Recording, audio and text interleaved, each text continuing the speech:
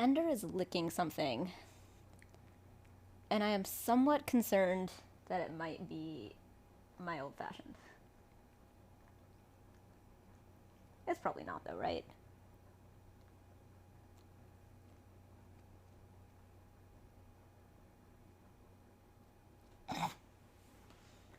Okay.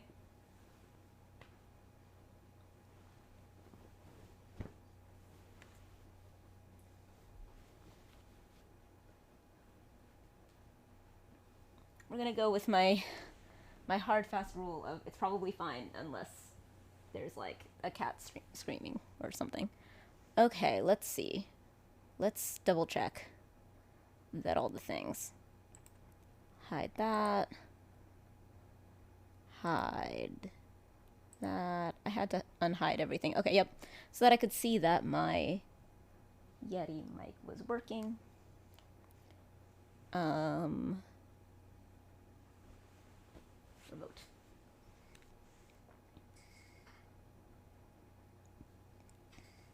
Okay, I'm gonna want to put that volume down. I am getting increasingly into this game. As I suspected would happen, but it has been happening. Okay. Nice and low. Alright, yes, we're at a beginning of a Somniel thing. Yes, yes. And if I talk enough, then I won't have to worry about the slight microphone bleed. I should get new headphones. My cat headphones are, I think, starting to wear a little thin. I did redo the blue. See? I'm so much more Fire Emblem-y now. I need to wash it out. It's currently just, like, wet in my hair, because I was doing it just right now. Okay. Yes, we've got... I think we've got just, like, a functional whole situation, I think.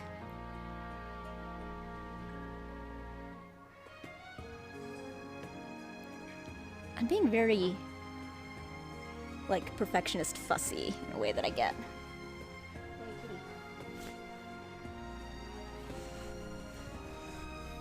There. When I inevitably lose my keyboard, it's behind that pillow. So it's probably not, like, the wisest place to put it. Let's see. There's a light over there, too. Do I like it better with the light?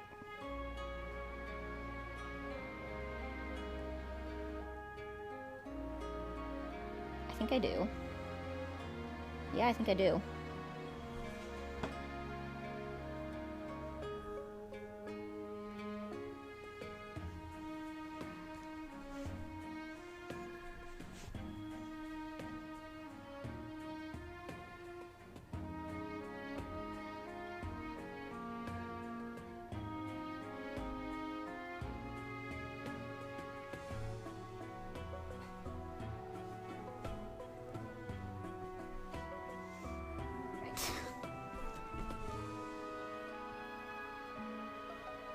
Time to get to it.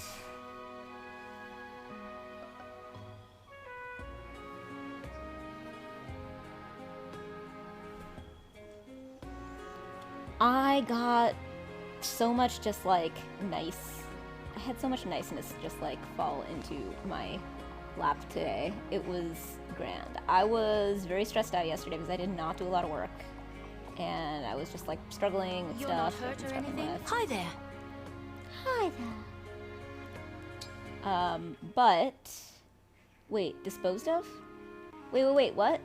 No! Dang it.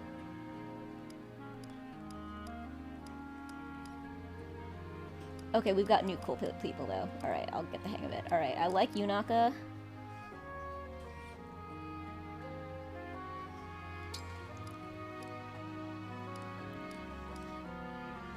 Alfred, Etier, Lapis, Citrin. There we go.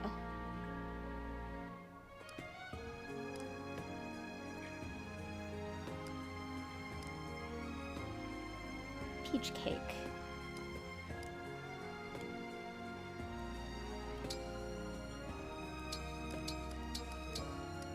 And yes, we want a fruit. This'll be just like mixing Okay, medicine. so I guess it means that you're supposed to use the so if I add these two the together, thingy that you're using looks good. at the same time. Sorry, on the same thing. I think Oh you'll my really god, like I can this. talk.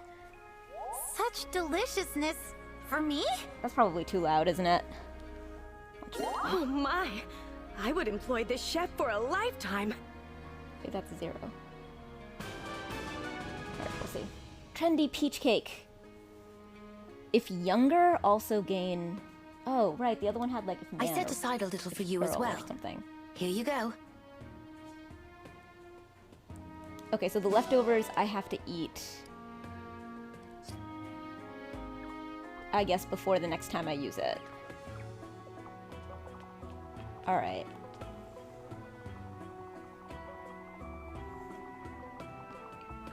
Yeah, okay, so, but then, like, both of my clients, like, in different ways, totally independently, I got, like, compliments. And I was like, oh my god, that feels so good. Like, I feel like I probably work really, really hard because of a combination of really, really liking praise and compliments and stuff, and also really, really, really hating to look stupid in front of other people, which is just, like, you know, a very common trauma if you, you know, had, like, an undiagnosed neurodivergence, and, grew up the way that I did. But the fact that I'm not at my best, I've been sick and, like, you know, out sick and not, you know, not at my best, getting all that praise was, like, a huge boost. I'm, like, looking forward to working tomorrow, and it's Saturday. But I also feel good about the amount of work that I did before today, which I didn't feel as good yesterday about how much work I had done before. But today, I do. And I feel really good about the work I'm gonna do. And I also, last night, started watching some Fire Emblem Engage videos. And am now, like, way more enthusiastic about this game now that I have, like, my head around at least some things, some ideas of, like, units to invest in and, like, kind of mechanics to look out for that I didn't know that are new to me. Little things like that. Not, like, a ton, but enough that I was, like, definitely itching to play again. So I'm really, really glad that I have invested in, both getting the hang of it and... Ooh, hello, you have yellow. Thank you. Citron! In both in getting the hang of it and... Oh, alright, I have a support. Excuse me, Divine One. I wanted to thank you for aiding me in battle the other day. If it's not inappropriate, I would like to find a gift for you to fully express my gratitude. A gift? That isn't necessary, Citrine. I only did what anyone would have done. Oh, Divine One, you're too modest. Ah, a gift idea's just come to me. An acquaintance of the Brodian royal family is looking to sell their private island at cost. What would you say to your own private island getaway? My treat, of course. An entire island? That's really not... Not enough. I agree. Shall I add some of my antique jewelry? It's just a few generations old. No, Citrine, I don't need expensive gifts. Really? Then, what sort of gift would you be more inclined to accept? Well, if I can't talk you out of it. To be honest, I would prefer the kind of gift that money can't buy. Something that money cannot buy. No private islands. Okay, this no is definitely jewelry. not making I value gifts the that most aren't interesting defined by how much they cost. characterization That's of the best Citron, kind of gift but a person can I'm receive. so Do digging you how understand? I see. Lear is responding. Let me just Saflear. think on this for a while. Farewell for now, Divine One. This is like, I've given Kit basically this answer about, like, not that money can't buy exactly. I've said that, like, okay, he asked me, he gave me these two broad categories of gift. Basically, along the lines of, like, something that would be, like, practical, or something that would be, I don't exactly remember how he put it, because they were not categories that made sense to me, and I had to restate to him, like, this is how I would actually register a gift. if the gift makes me feel like, oh my god, you know me so well, and also that, like, if we were ever to break up, it would make it, like, really difficult for me to look at because it would remind me so much of how much you get me or whatever, or something like that. I didn't remember saying this until Kit actually gave me the present and asked if it met that criteria, and I was like, it surpassed that criteria to, like, a level that I didn't know existed. It was perfect. It was so perfectly me that I would not, like, that, like, you know, there would be no, like, painful enough memory that would remove my, like, level of love of that. This is my mother. Alright, I'll take it.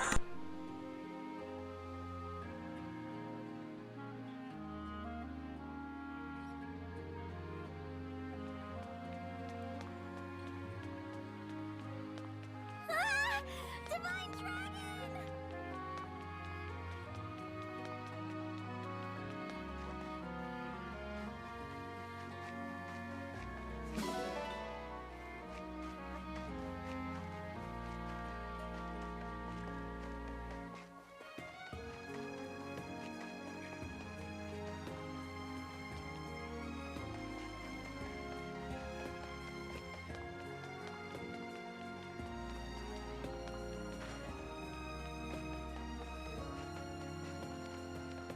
Hello, Divine One.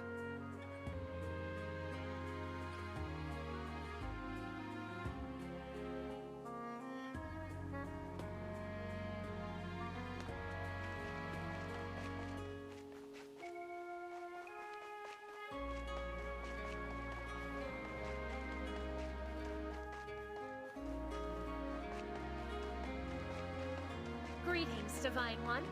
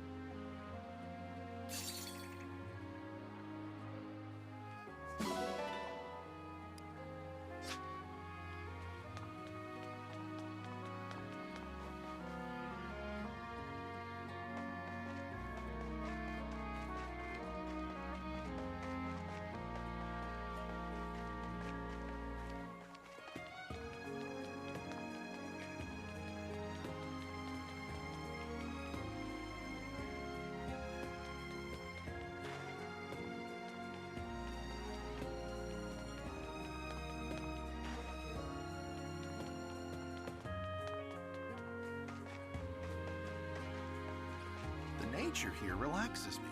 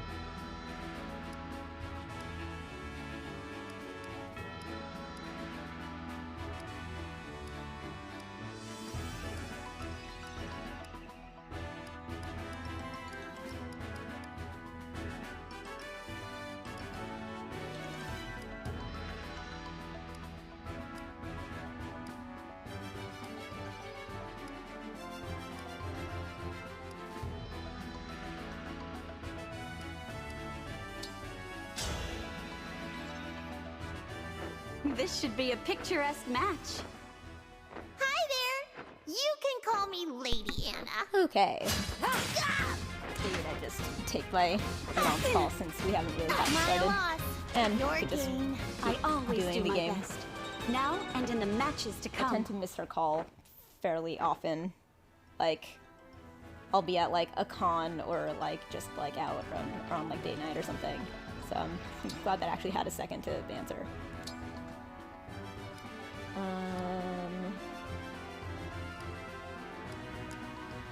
Yunaka is at 8. You look Alright, so I have to tough. do my ring I stuff, better be and I have to careful. do my If I win, you exercises. better buy something. And I still haven't like messed with the relationship, which is probably not great, but I want to get to the next My battle. loss. Your gain. Hey! I actually won! Yay!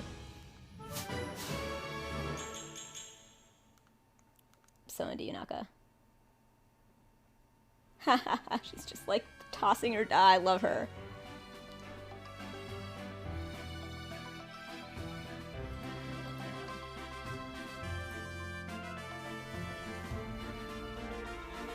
I totally wore this top to sort of look like, since I did the hair, to sort of look like Saflier's training gear that I have her in. Alright, I got one more.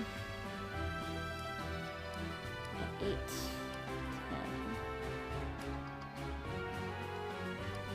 So apparently Vander does not have good growths, so that sucks. Jean, though. Jean super does. Hi there. I'm Jean, a doctor in training. Alfred has arrived! Oh, yikes.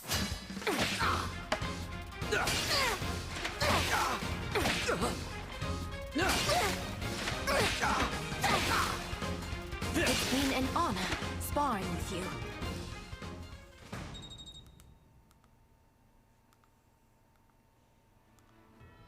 Alright. And now rings.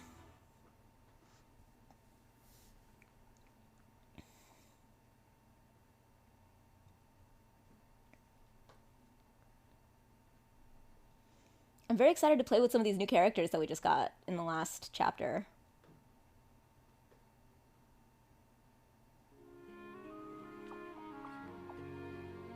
Wait, what? Hey, dog! How's it going?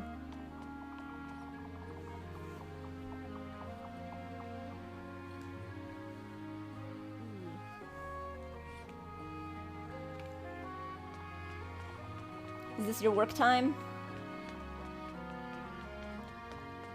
And have you played this game? I think you mentioned that you were watching a lot of people play this game, if that was you. Hang on.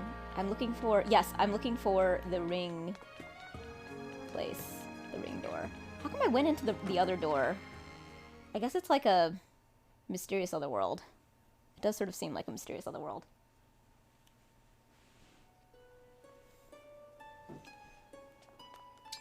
Okay. Can other people inherit skills now? 5, no. Okay. Oh right, you're collecting SP. That's what's happening. Ooh, how about you? Hit plus 10.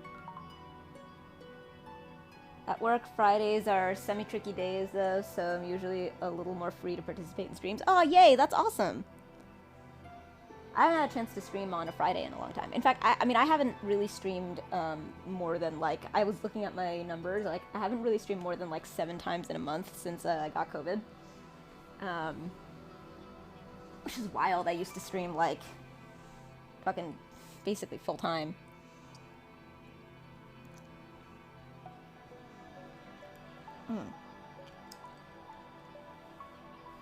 But this game might be the thing that gets me back into the habit.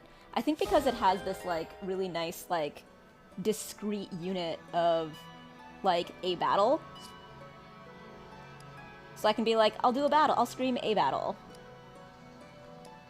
So if I want to do it at all, which I do, I can be like, oh, it'd be easy for me to stream this. And there was a bunch of other little things like, well, not little things, like things that were barriers for me, like the microphone. My microphone wasn't working, and that was tough. And yeah, I was getting the whole place like cleaned up and back under control.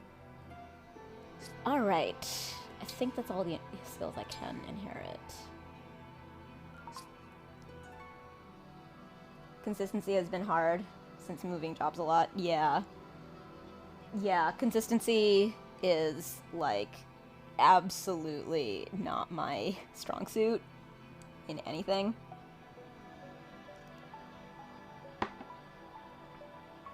Well, no, in personal things, but not in doing a thing in a way at a place at a time. Okay. I guess I should do a Marth set, huh?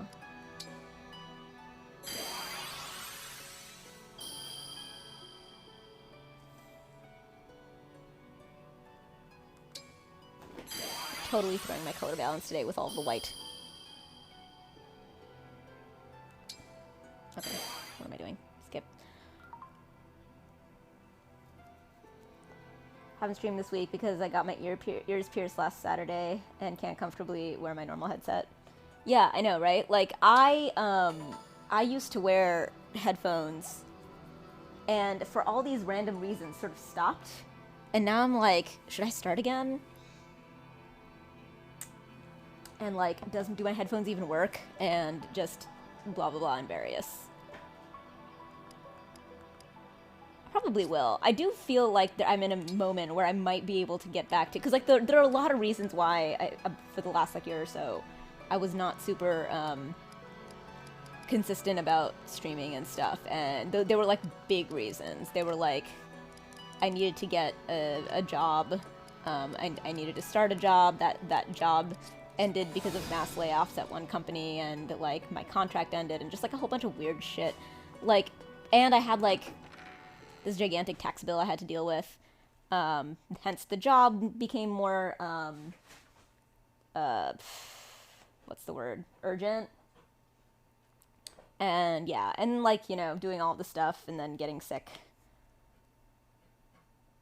I got sick literally at the exact time that I was starting the job that I'm at now, so I've never actually been 100% at this job, so thank God I'm still doing well. They also know that I'm sick because I had like a very poorly timed, but also not totally coincidental, relapse after New Year's. And that was very poorly timed because in finance stuff, like, you're doing year-end stuff, and I dumbed out for the whole thing and I didn't realize because I didn't know that I was having a relapse. Okay, let's do strength training. Yeah. Maybe I should try a new style. Or not. I'll be bad at it the first time. Okay. Let's do the one that I can do, and then let's practice What'll the it one be? that I haven't done before. HP boost. Dex boost.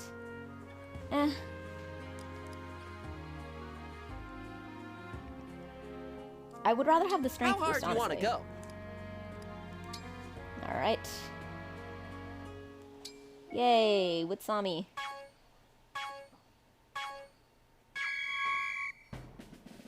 Nice!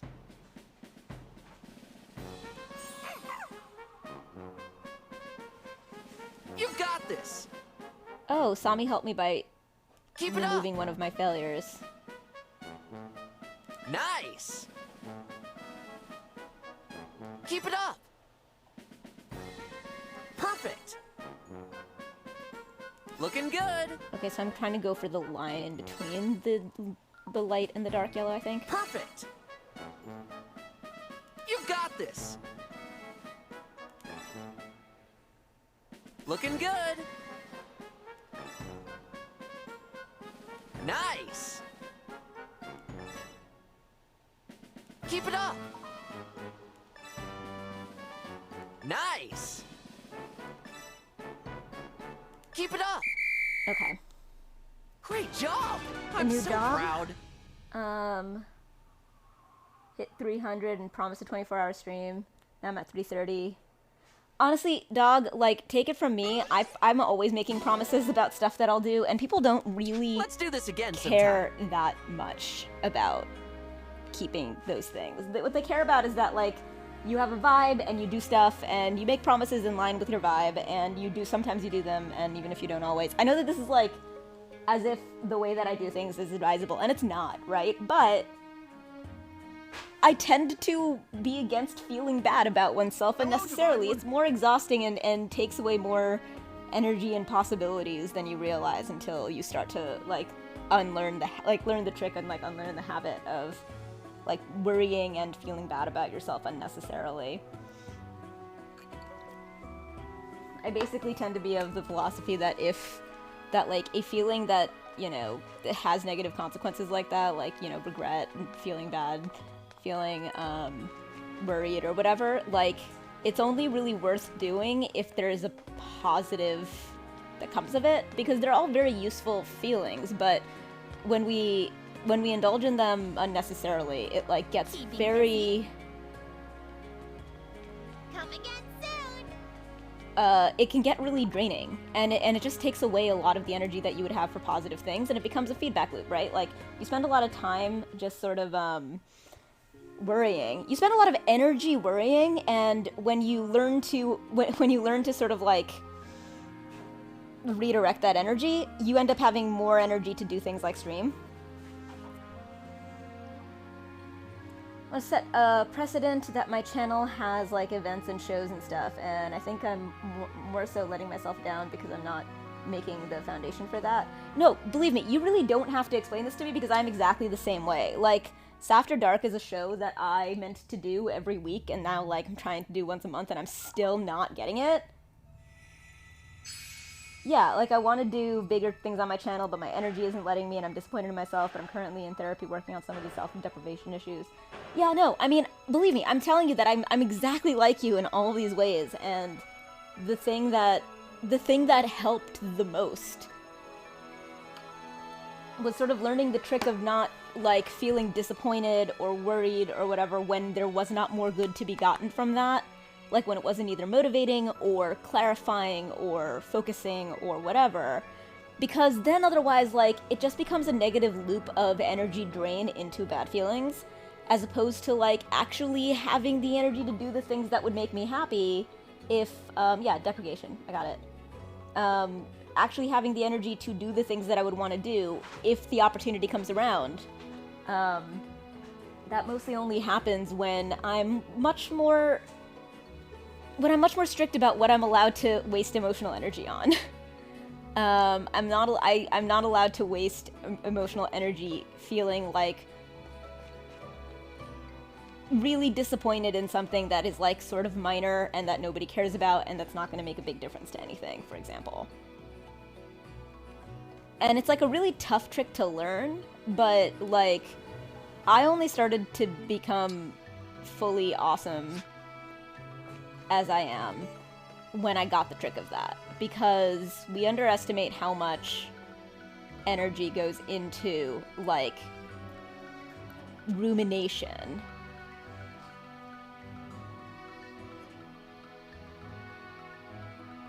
The good stuff that happened to me. Oh, that's great. Yeah, and I mean, almost all of the good stuff that happened to me last year would not have happened to me if I had not gotten the hang of like letting go of rumination. That was not helpful because, like, for example, when I had COVID and stuff, like, I fully lost everything that I had worked so hard to build with streaming. I had, I wasn't able to, like, I lost an audience, I lost momentum, I lost, I lost my momentum on the events that the events that I cared a lot about. Doing After Dark mattered so much to me, and doing it regularly and actually having an audience for that, it mattered so much to me. I was getting so much creative fulfillment out of that, and, like, in an even slightly earlier part of my life, I would have had those same feelings that you're talking about, but because I'd sort of learned the trick of just being like, it's okay, it's not, like, yes, you're disappointed, you wanted to do these things, but there's no point in ruminating on that disappointment. Aww! Sabby talks about how much I've inspired her to be herself and focus on her happiness. Aww! Need to work on letting myself live the life I want instead of anxiety just running a train on me. Exactly! That is exactly what I'm talking about. The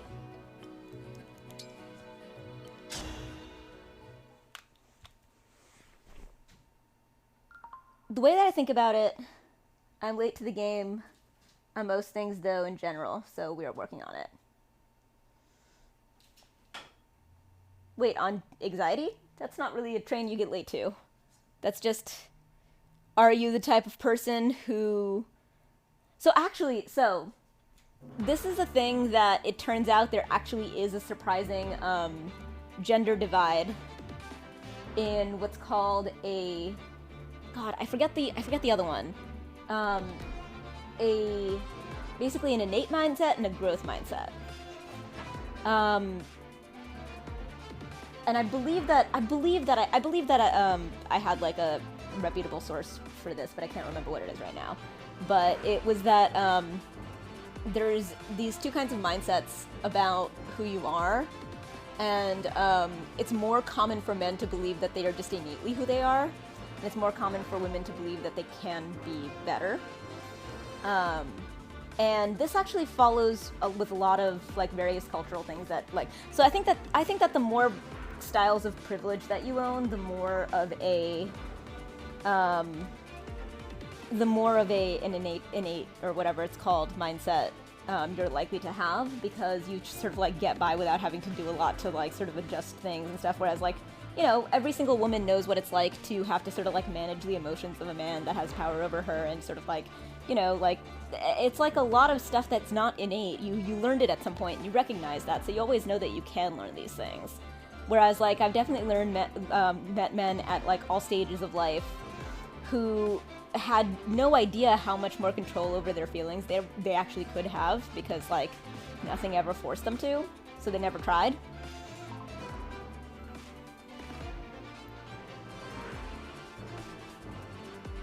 I never tried the little life.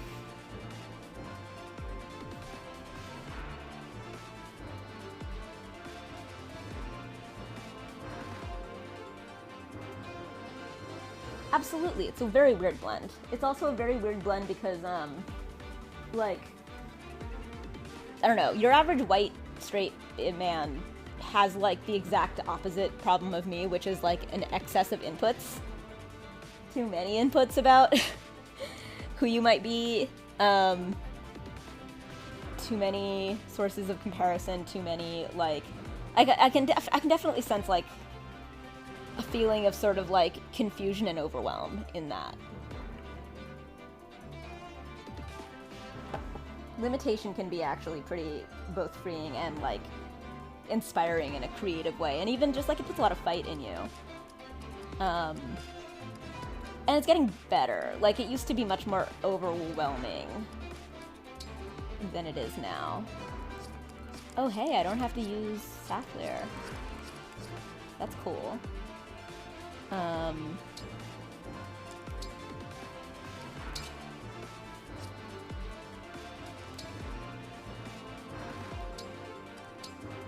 So yeah, so I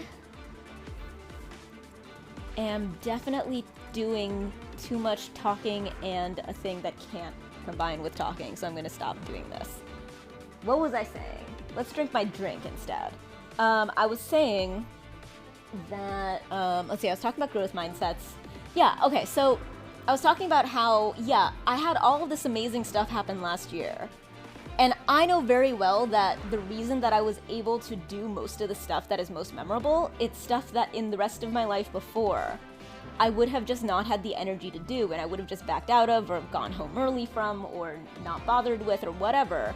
And I found that, like, I always had just that much more activation energy, and like sort of everything inherently became more optimistic when I learned the trick. I feel that as annoying to hear from a white guy, and I promise I'm very aware of my privilege in this conversation. I feel like I flounder. I'm not knowing a direction here. I'm super embarrassed to say that because of how privileged I am. I don't know, my brain gets all messed up with my... Like, I don't know. Like, dog, you're not talking about something that's, like, unprivileged. Like, you're not... No, I'm not even catching them, because I'm just, like, reading very quickly. No, there's nothing wrong... Like, there's nothing wrong or even, like, particularly weird about what you're describing. People who are privileged... It's not that people who are privileged should not be overwhelmed. Like, I think that there are a lot of types of overwhelm that people with privilege are the exclusive, that are the exclusive purview of people with privileges, with various privileges. Like, I remember there's all these I remember that I really felt this, like, as I like climbed higher education, and like just like started to see what elite education like was about, what kind of people were in it. I remember like it being very, very weird and uncomfortable for me, how very, very low my expectations for myself was, and how very sort of stressed out by not just the possibilities, but about like what to do with your ADHD reading. I cannot read basically at all, so I don't even bother. I can listen. I'm very much an audiobook and podcast and whatever. Like, there's all these TV shows that I know the dialogue by heart, but like, I'll suddenly see it and be like, oh shit, I've never noticed that before, because I don't really look at it. I really don't trust my eyes very much, huh? But yeah, basically, rumination is exhausting, and you don't realize how exhausting it is until you start to practice stopping. And that doesn't mean, you know, like, shutting off feelings. It means recognizing that you've had a feeling, and, Fantasia. I don't remember what Fantasia is.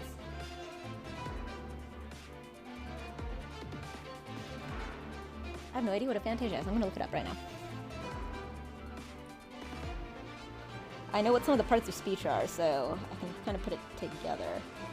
But it's not, like, aphasia is, like, the medical condition. So wait, we want aphantasia. Oh, to visualize. Interesting.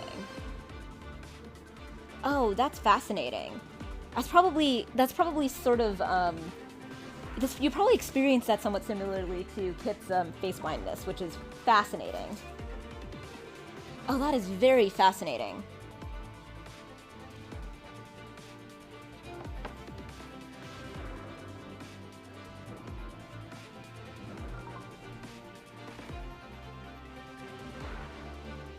Got it.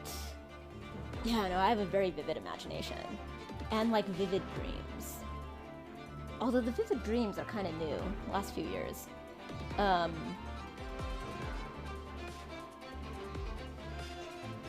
yeah, okay, I just learned what backup and armored and... Okay, not this whole, but these things. Dialogue heavy writing is better. Got it.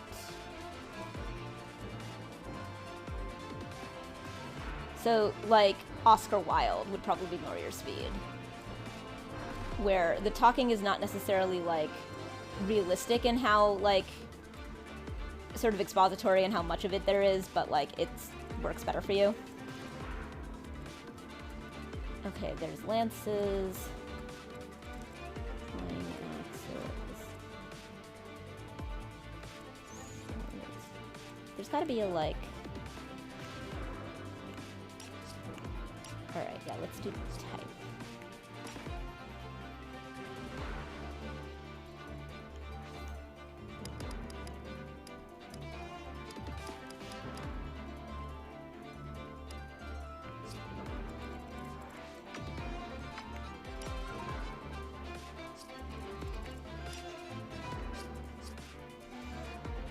Dreams are a little different, like I remember the feeling more.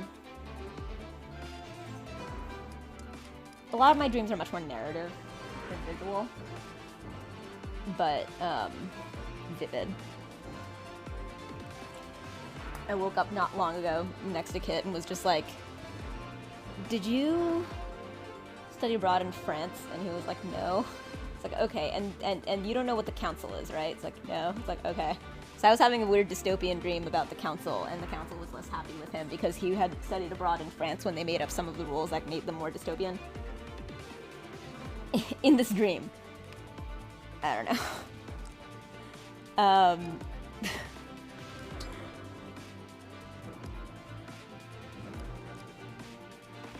Okay, I think I know some of the people that I want. But yeah, it's like, it definitely was a trick to get the hang of it, but it's the reason why I can do so much, even though, you know, I do have ADHD and executive dysfunction and just like a lot of things going on. I am so much more like free because I have so much, because I'm just so much more able to choose what I want to do, to choose to do things and have the resources to actually get to do them, because I like actually have the like the spare resources to do things. And I had no idea how much of a difference it was going to make sure that I wasn't wasting things on, like, when I say rumination and anxiety and stuff, it's like, it's not about not feeling anxious, it's about recognizing the reason for that anxiety. Is Animal Farm. Super conversational. So as long as I remember what the animals are, I'm good. Lord of the Flies is impossibly dull because the author spends so many pages describing imagery. Oh, yeah, okay, interesting. I wonder where you fall. You probably don't fall. Yeah, I bet, you know what? I bet you wouldn't like Dickens very much. I love Dickens so much. Dickens and Orwell I find to be like, to combine to be like, sort of the platonic ideal of just like good, clear writing. They're like the kinds of texts that you use to teach how to write well.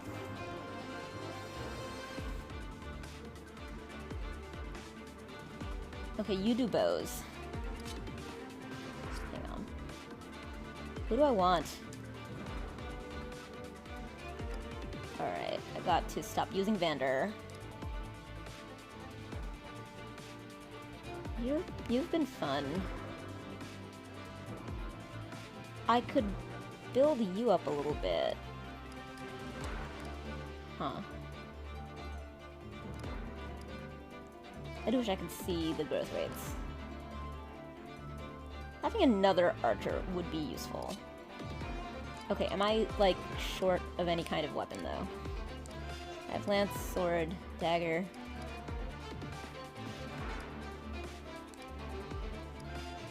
Axe. Okay, so I guess I have everything. I try really hard to get into reading, but it often ends up,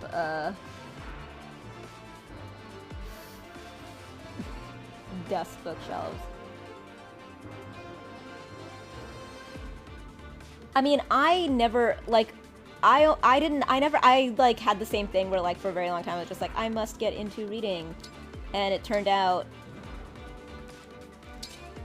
that the main thing that I was doing wrong was, I was trying to read in the traditional sense when I was really meant to listen to audiobooks, and audiobooks are so much easier for me, and they make me very happy, and I'll just, like, listen to them again and again.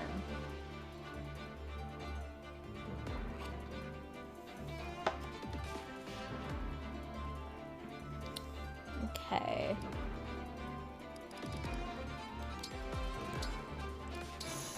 You really want me with Marth. Why do you want me with Marth?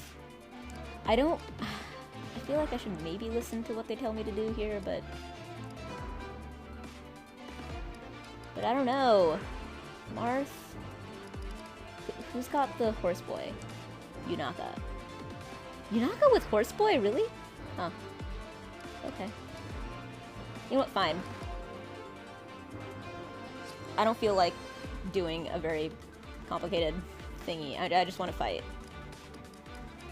Sometimes I get very, very into setting up my battles, and sometimes I'm like, I don't want to do this, I just want to fight. Thank you so much for hanging out and talking, by the way. Like, I'm really enjoying this conversation.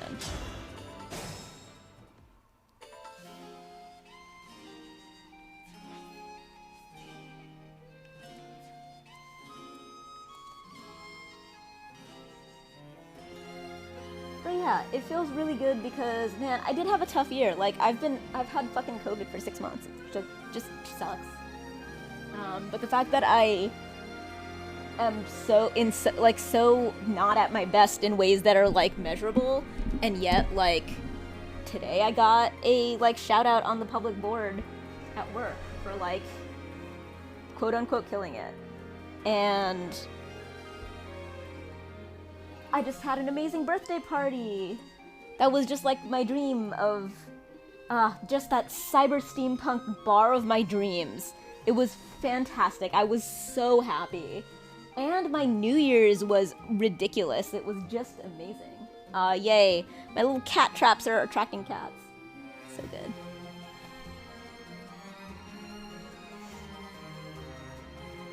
I'm just like able to do so much more in and with my life. I'm just really happy.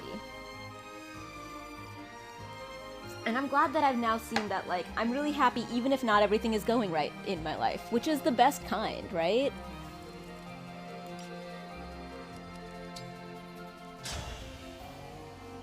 Quick change!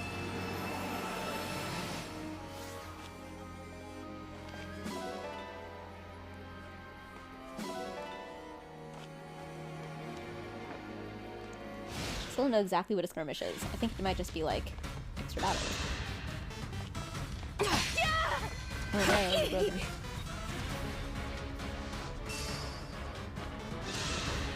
I need to check what get behind me is. It keeps triggering.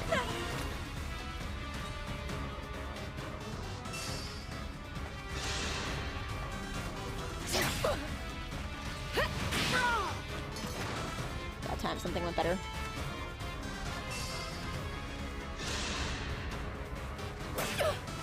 Back to what we were talking about, though. I have a plan to work on a few issues I have with myself. Then I'll work on moving in the direction I want. I'm not strong What I am enough. happy about I is that I must know for retreat, certain that I but want I to will entertain grow in some stronger. capacity. Oh my god. Like, certainty and clarity and certainty are two things that, again, people are so...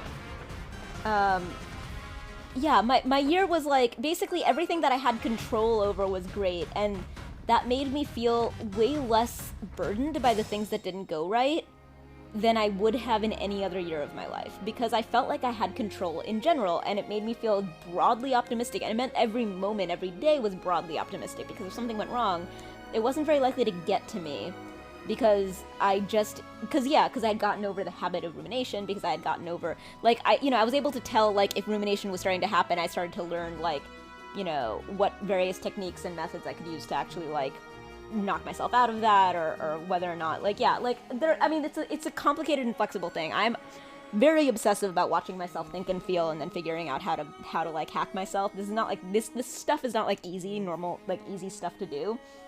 So if it sounds like I'm making it out to be, like, oh, this is very easy to say, like, it is not easy to do. It's just, like, it's like it takes years and years. Last year was absolutely the most insane year I've had. From the lowest points I've ever had to the highest points I've ever had. My god, like, yeah, man, I can relate in ways that are fairly horrific, but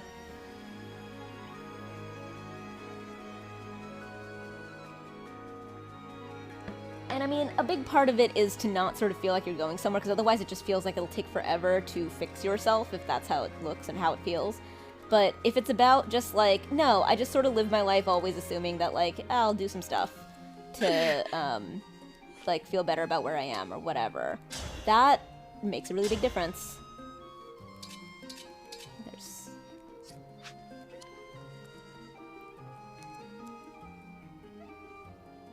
Here I go. Can I hit you?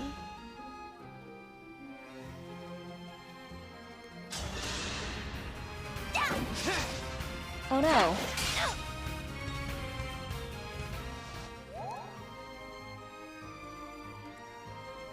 Just a scratch?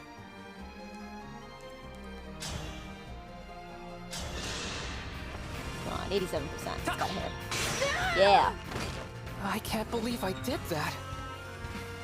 Because, yeah, I mean, like, I was once diagnosed with generalized anxiety disorder. And there are a lot of things that happened between then and now. The main of which was being... Oh no! Go take care of that! Full focus! Oh boy. I like stubbed my toe this morning and it's been driving me fucking crazy that it's not like... Just like, man, when does this stubbed toe get to stop hurting? Like, I'm I get at 100%. it. I'm sufficiently, like, ashamed of how silly I am for having stubbed my toe on, like, a fucking mat that should not be stubbable. Oh, hey. Dang. First one's free!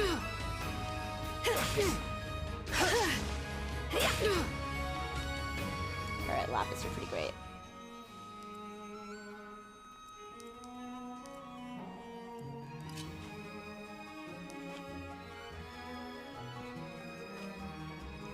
Covert. So that should mean...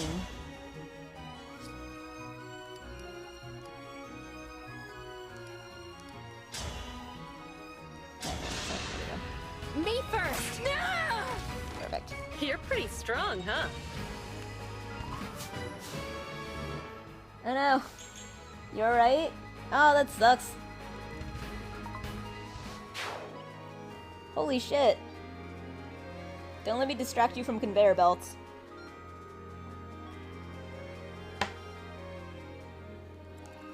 Of course, my brain totally went to being entertained by the bruise thing, which is totally mean. I shouldn't be. It's just that, like, What a lovely it is scene. so hard for me to bruise. You don't understand. It's like Let's go! crazy nuts impossible for me to bruise.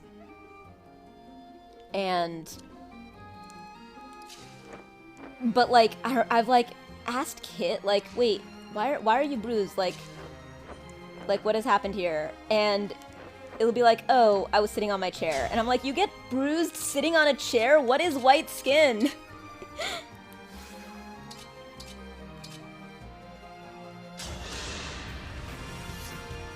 White skin is very bad at being a skin.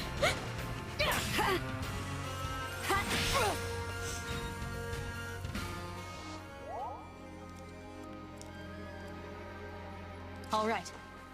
It took me well into my adulthood to just, like, see myself bruised.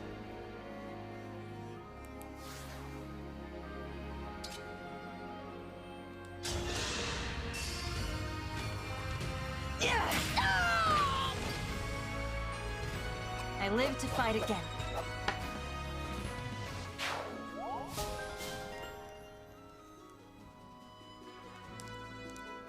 For peace. Okay, you're a mystical noble. Hang on, what's going on? Okay, so... need to move in this general direction.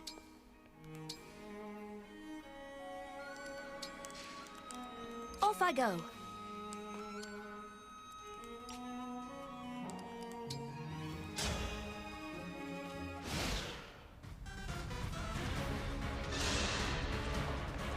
Looks like I'm in the red. Yeah, I think I'll just do this correctly.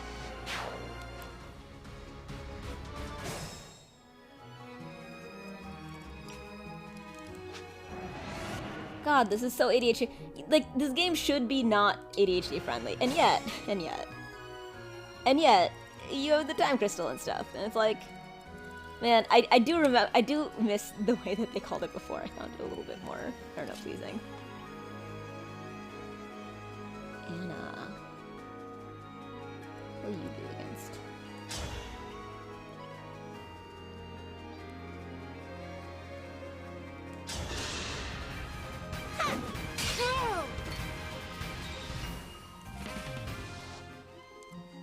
Okay. Alright, I wanted to see what someone... Generosity uses the healing... Oh! Adjacent... Oh shit! That is really fucking good.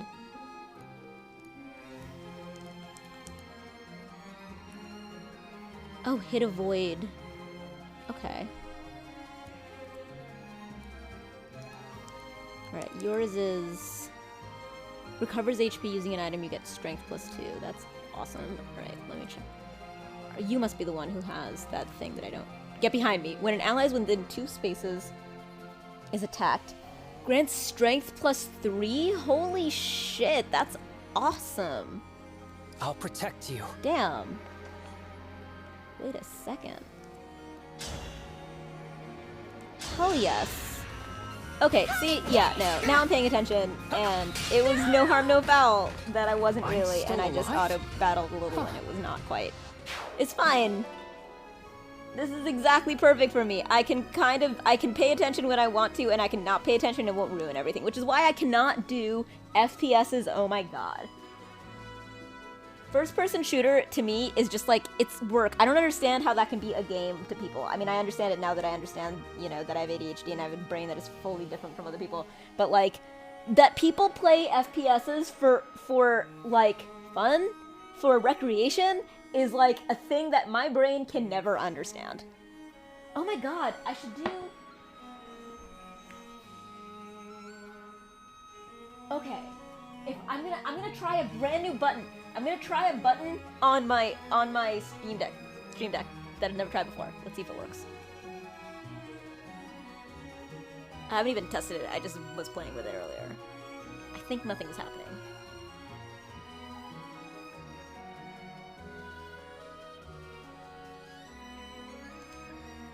Yep, I think nothing is happening. I think my button does not work. On the other hand, maybe. No, we'll see. I will test it later. I'm glad I didn't say what I was supposed to do, because that would have been more embarrassing.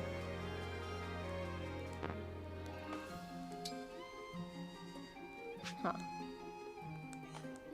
Oh, right, duh. Okay.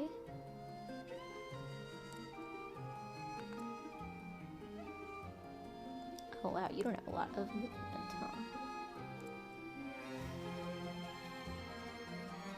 Oh, but you have so Show me the way. much attack power, don't you?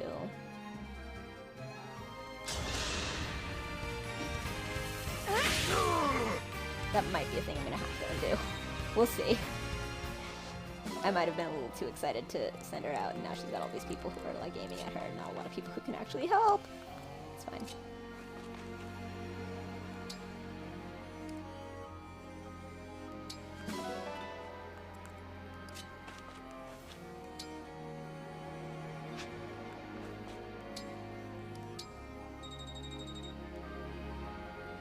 Alright, let's hope they don't kill to death my good people.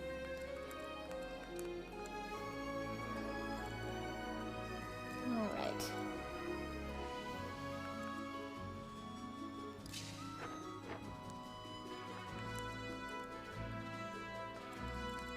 Alright, so I mostly want to get to this side because there's not a lot of things going on over here, right?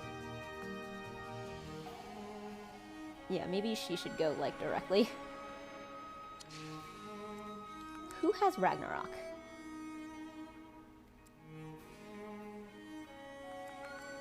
It's wild that they give you such good stuff early on. I mean, it's not wild. It's, like, clearly part of their whole deal. It's like how to make this a very good game. Alright, let's do Chain Guard here. I never do Chain Guard. I gotta do Chain Guard more often. Yeah, set my people. Oh my god, you, like... Fuck it. Just engage. Just engage, okay? All of you just engage. I want those bond points.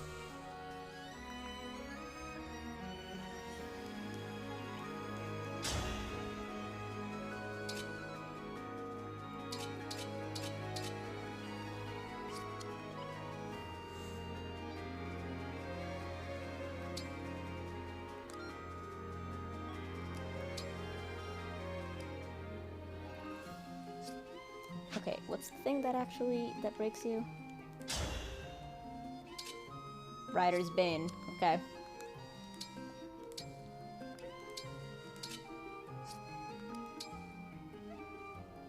Okay, Yunaka, you should have, like, absolutely crazy avoid. Yes, you have a avoid of 94. Holy shit. My god. My god, but you have an evade of 94. Alright. Let's give everybody else Emblem engaged. Crafty! Watching a mashup set, backroom space and TV setup for dancing. Pokemon on a big screen. Oh my god. Are you playing Pokemon, Violet? No, wait, hold on. Scarlet and Violet? Is that it? Yes, it is. The one that I vowed not to buy because I needed to take a year off of buying the latest Pokemon game.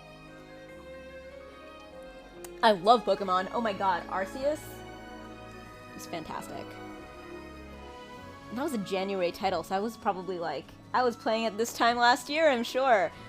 Yeah, I was finishing up. Yeah, no, okay, that's what it was. 5. Shin Megami Tensei 5 was like November last year. Because it came out right by my birthday.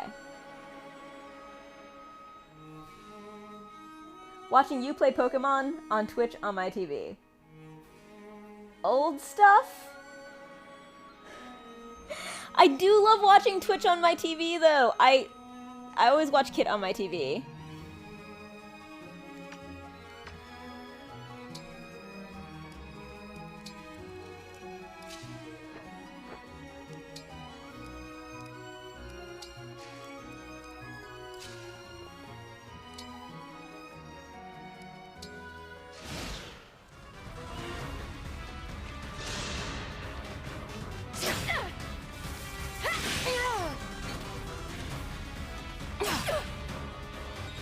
I am playing Fire Emblem, and you are chatting, so it's not that you're, unless you're watching old stuff.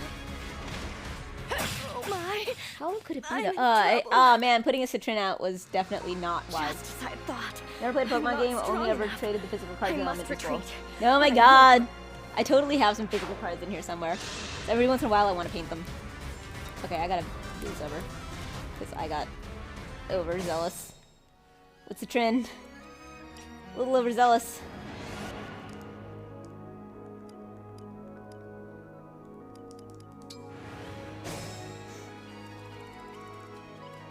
Okie dokie. Were you the one who, like... Nope, it wasn't you. It might have been him. Ooh, fucking destroyed. Might have been.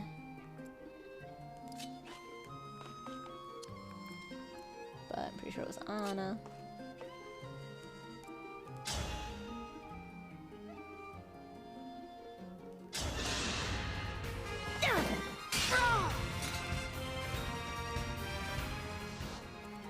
And you. There we go. First one's free! I I just have no figured out choice how but to... to win. That chain attacks happen when one of them is a backup. And that if you're covert, the bonuses, like this Thicket plus 30 avoid, that's doubled. Unless that's only one of them. But that it's roughly speaking about those things. Okay, I doubt you can reach... Oh, you can. Hello.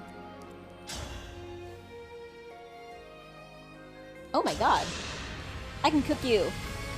Cook you alive. Oh god. I claim this victory. There we go. Oh good, you're still safe. Perfect. Ah, very perfect. Excellent. I'm so mad I can't rotate the board. That really upsets me. I cannot believe they took that away from me. I miss it so much. Yeah. Alright. This is me being way, way, way more, like, not nuts. Although I think that Yunaka's thing was perfect. Engage. Quick change! God, Yunaka, you're so cool and so great. You're awesome. Items. Rider's Bane. Wait. Perfect. You're a flyer, so maybe... slightly more direct.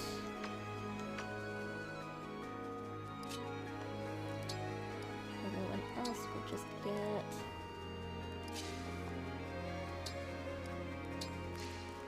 closer. Yay! Speeding it up. Okay, I love that you're like basically always dancing.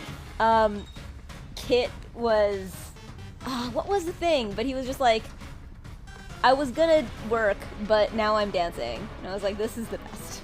And I can't remember what it was. I think it might have been a set on Twitch, but I can't remember. For some reason, Friday Night Inebriation think another streamer had compared Fire Emblem to Pokemon just with people. Oh, Crafty, that was me! You just referenced me at me! Drunk is not the bad, wrong reason. You're correct, I did... That was me! Thank you. I forgot that was you. I forgot about that comment. You're completely right. I said that Fire Emblem was Pokemon. I totally did. I said that this was Fire Emblem Pokemon Edition. It totally is. It's like just a collective... It's like collect them all and like fight them against each other, and they all have like extremely like specific sort of like design elements and stuff. It's like, no, that was totally me. Thank you. I totally was like confused, but because I'm also, well, I'm not drunk. I tend to play up. Okay, this is the thing that I absolutely do, and I'm gonna name it. I always pretend that I'm drunk when I'm not. It's just a habit because it explains me. My whole deal tends to be more forgiven when I say that I'm drunk, even though it's usually just that, like, I'm exuberant and unfiltered, usually, and if I can say that I'm drunk, so if I have a drink in my hand, I usually say that I'm drunk, but I'm actually not. Like, it's not that easy for me to get drunk. Not because I'm not a lightweight, I probably am. I'm much less of a lightweight than I seem like I should be. That's true.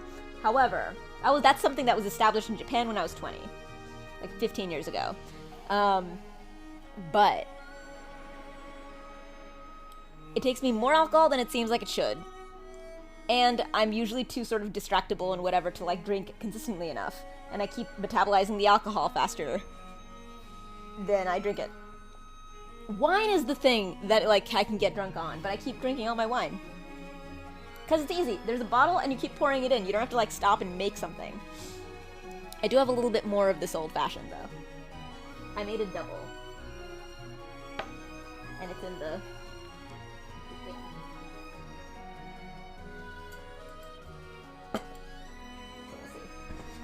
Look at these cats tolerating me. Can I change the angle so it's easier to see them? Probably.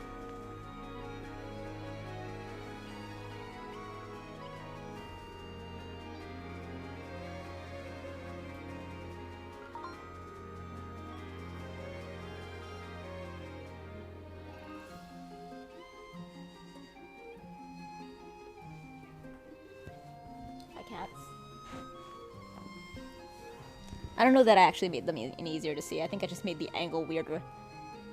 But it was legit another streamer who I first heard make the comparison on the same mashup channel I watched last weekend during the Saturday 7. That's so funny. I totally said that too. That's so weird. I'm gonna fix what I just did.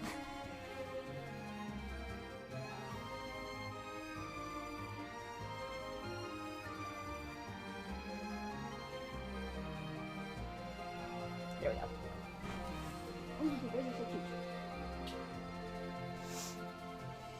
I am doing great.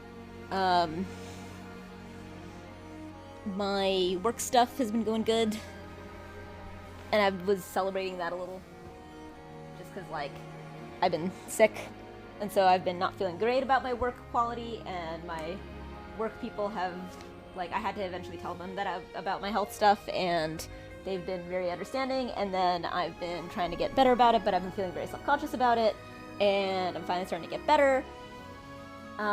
And I got a lot of, like, work compliments today, and that motivated me a bunch. I felt really good, and also had my birthday party, and that was awesome. And I've been streaming. So I don't know. I'm feeling really good about myself. I'm doing the me, and that's all I can do. That's all I can be. And I added some buttons to my stream deck.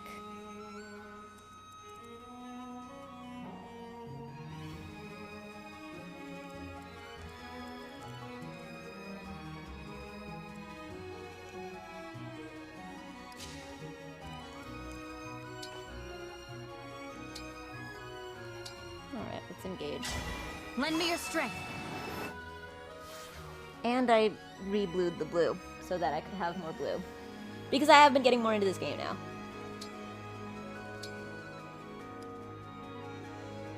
Effective cavalry and armored.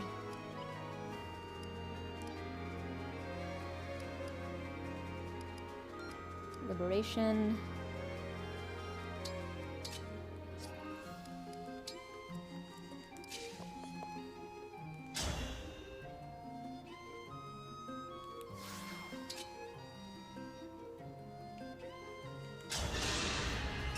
I want to help Definitely you. doing this carelessly again. I've never actually seen... I'm pretty sure there are limits to how much I can use the time thing, but I haven't found it yet.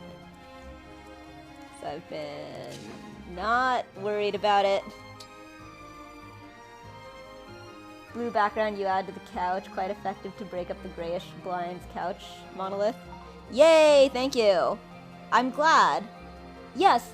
So this is, yeah, no. I'm so pleased. Yeah, I'm trying to make my whole, like, streaming setup thing a thing that is easier for me to just, like, engage easily.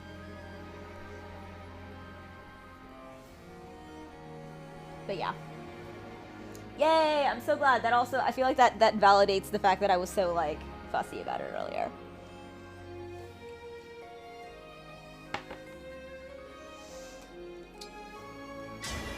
Emblem, engage!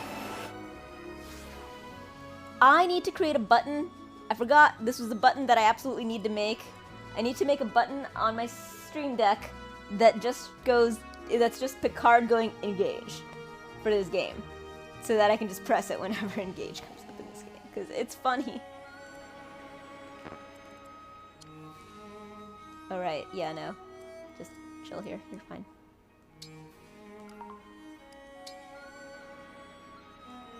Oh, yeah, absolutely. Pillow Blanket Fort is my whole jam.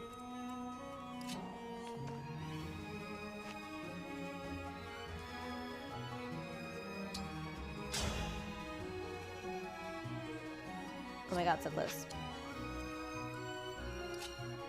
Okay, you're a mystical mage.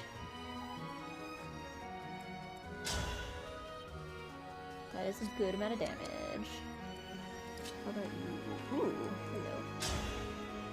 You're covert. I bet you could be very, very helpful on a bunch of stuff that I'm doing now.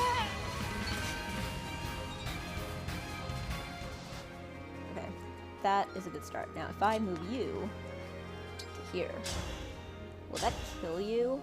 That will kill you! Holy shit! Oh my god, so much damage. 80%. Still 80%. 87%. 97%. Well. From me to you! Yes. I can't believe I did that. My god, Alcris is Bernadetta. That is a little rough.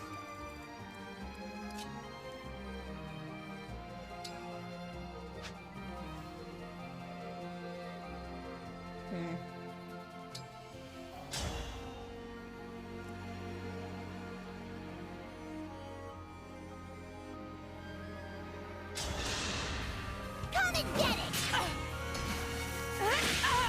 I hope I don't lose any of these units, but I also don't know if I should keep redoing things.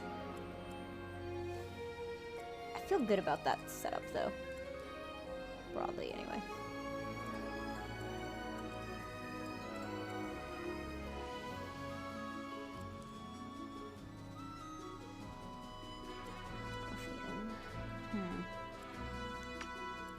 Oh, I could actually get you guys out of harm's way, huh? If I wanted to. If I was smart. Okay, yeah, that's not good. That is not a thing you should do. Can you actually hit from here? Oh, you can't. But that's still probably the smart thing to do.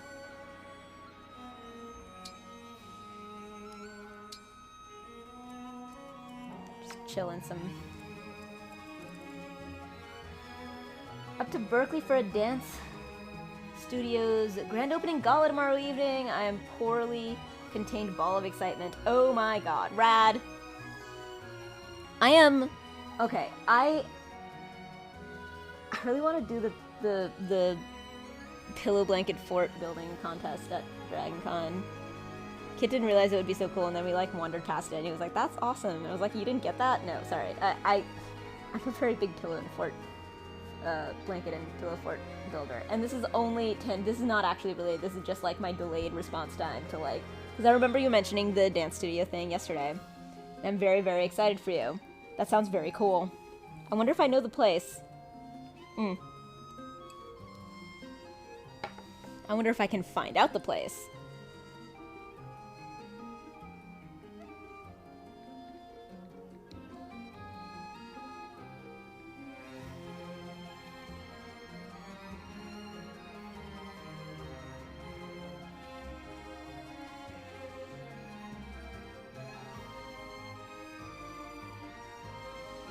Flux Vertical Theater? Oh my god, I was wondering if it would be this!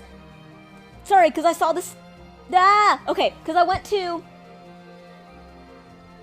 I knew... Okay, this is why I was so obsessed with this, because I thought I might know exactly what you were talking about, because I went to Burlesque... Hold on.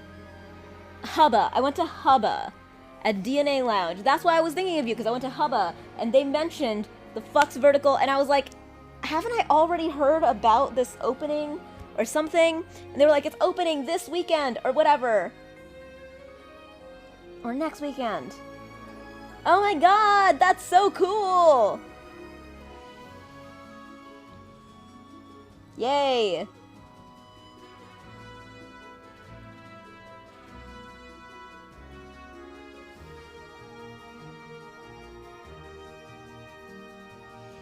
I like how I'm like fully sure that I guessed the right place. I am though. I'm pretty sure I guessed the right place.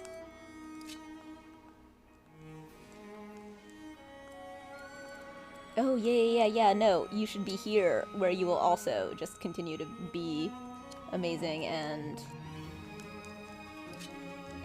like, have a 90 avoid. Ooh. Rider's Bane. Rider's Bane. Excellent. Yeah, no, Rider's Bane. Got it. Chill here with your Rider's Bane and be awesome. And unhittable. Yes! Hooray! That's so cool and so great and so awesome. And I love that I like had heard about this happening. Yay! I'm in the know, y'all. I know cool shit that's going on.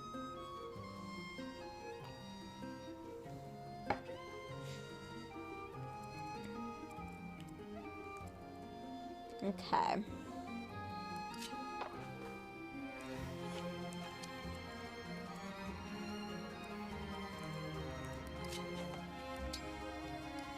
Chain guard.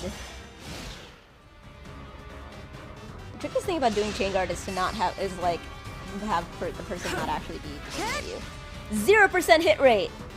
Love it. Take that.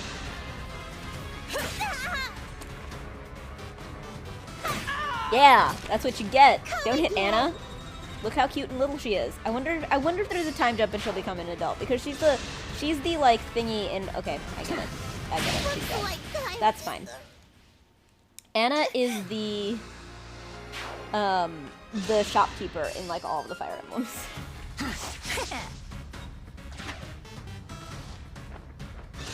Welcome. That's what she sounds like. Not if I can help it. I think I made her sound dumber than I need to. Hell yes, chain guard. Sunday brunch event. Cool. I have a date with my buddy on Sunday. I'm gonna come over here so I don't have to drive places. I don't like to drive places. But I aspire to be better at driving places one day. I mean, I'm already better than I was years ago. I'm much, much better. I'm like insanely better.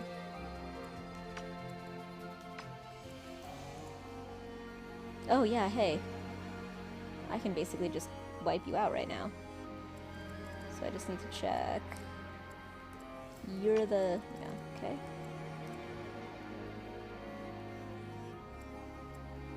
Okay, so what I'll do is... yeah, I'll start by...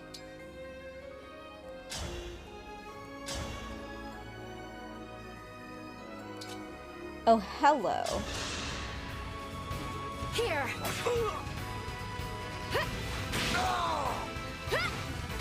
I'm so glad I'm playing on casual. I'm so glad that I'm not doing the Please bullshit forgive thing me. that, like, my first boyfriend in college taught me to do. The one who also, like, taught me gaming.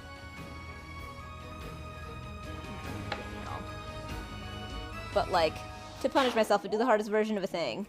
That's fucking dumb. KK! See you on the other side. Of that. Oh my god! It's so much better making the dude red so that I know what the fuck is being clicked on. This drove me nuts in 3 houses. I had somebody clicked and I had no idea who it was and I had no idea why the thing wouldn't disappear and it was driving me crazy. Yeah, well. Anyway. So that I can move, like, here-ish.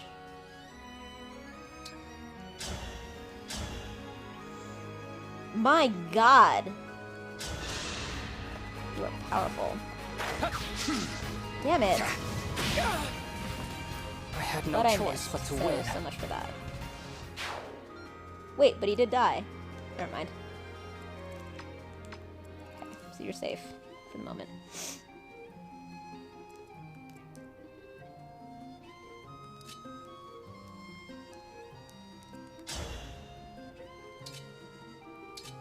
Okay.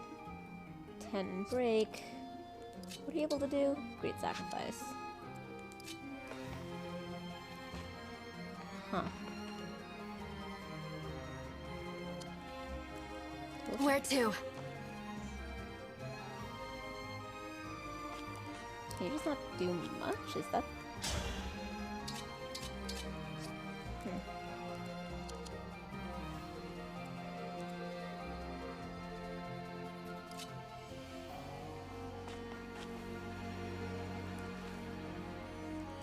Okay, you can do a lot to this guy, but not to that guy. Okay, let's try that.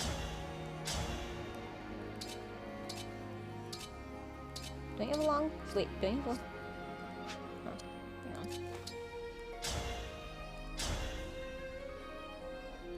17... versus...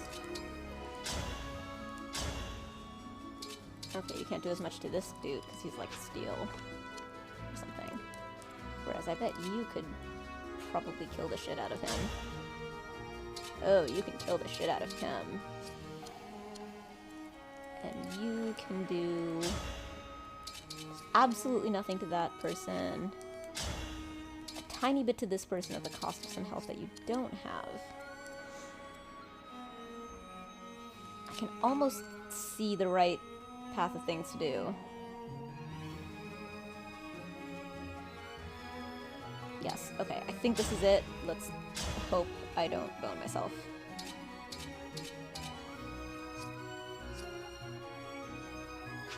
Okay, if I do the 17, that will leave 11. And you can do 11. Wait, seriously? 79%, so I gotta hit.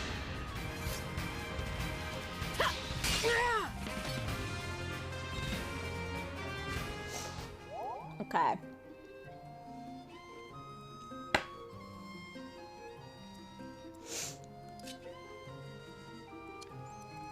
And then I was like, I could take you and kill you before you can do anything back to me. And keep all my 6 hit points. Thank you very much. Look at that. Thank you, Lapis. Alright, I do like these new characters. And then I figured I could kick the shit out of you one way or another. Okay, I will have to take something from you. I can't, like, fully kill you. But I can just a fuck ton of damage. And feel good about myself. And go to bed. Just assured that I did my rest as bestest. Yay! Crafty complimented my backdrop. Which also attracts cats. They love to sleep on this. It's perfect. Perfect. The worst cat pun. Coolsies, who is next? Wait, are you an enemy? You are an enemy. You're a ruffian.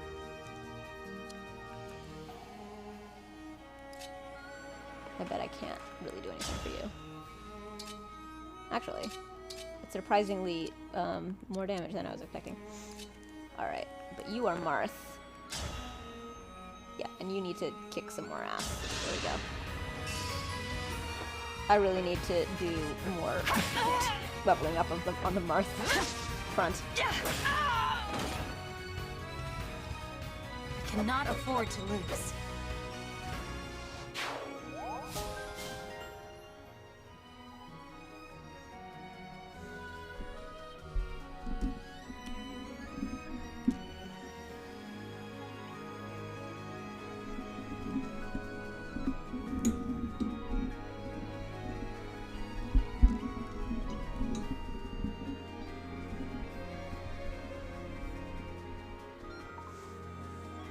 Lurking, reading, and maybe dozing off. I absolutely will. Thank you so much.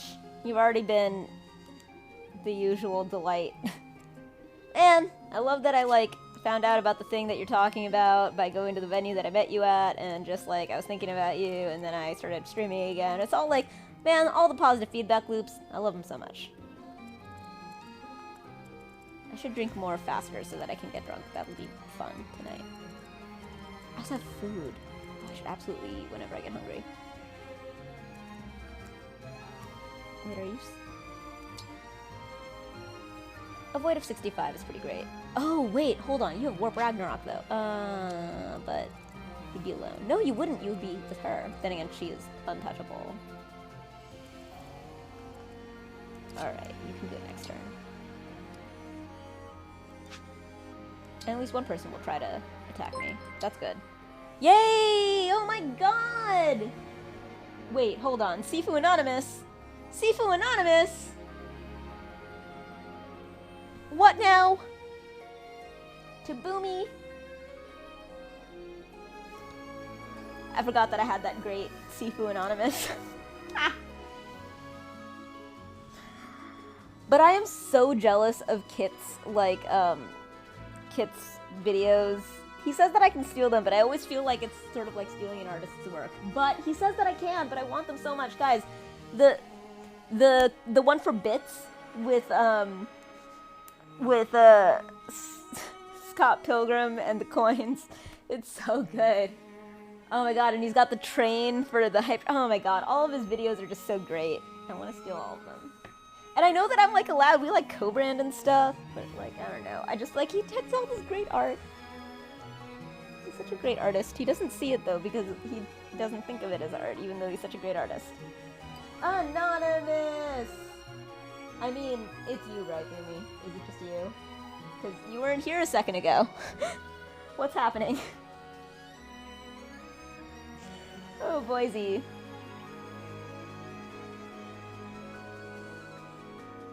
Oh, Boise! How are you, Boomy? Okay.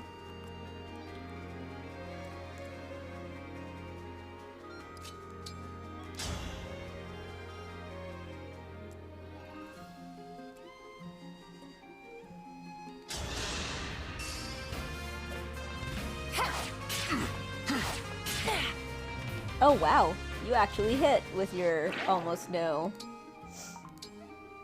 hit rate. Del Toro's Pinocchio for tea time! How was it? Was it as good as it's supposed to be? I'm so excited to watch it. Don't let me miss if you guys ever watch RRR though, because I need to watch that 8 more times. At least once. But I need to watch RRR 8 more times. Or once. Either, I don't know, one or the other. I'll figure it out.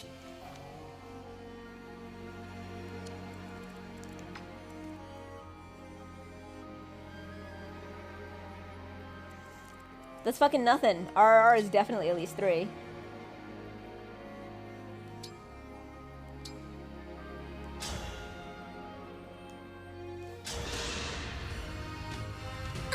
What a joyous feeling.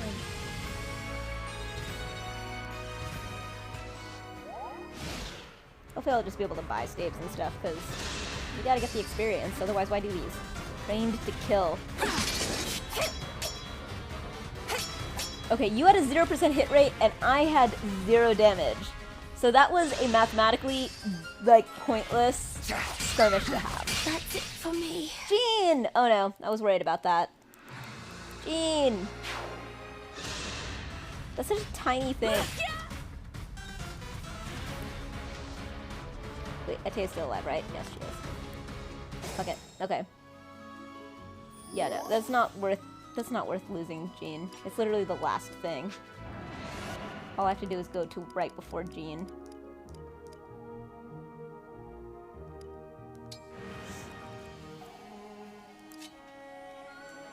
Oh shit, I could actually just kill you. Or can I? Maybe I can't. We'll see.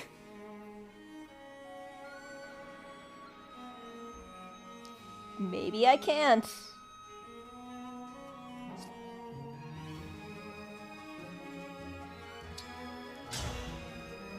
Zero. Ah. Well.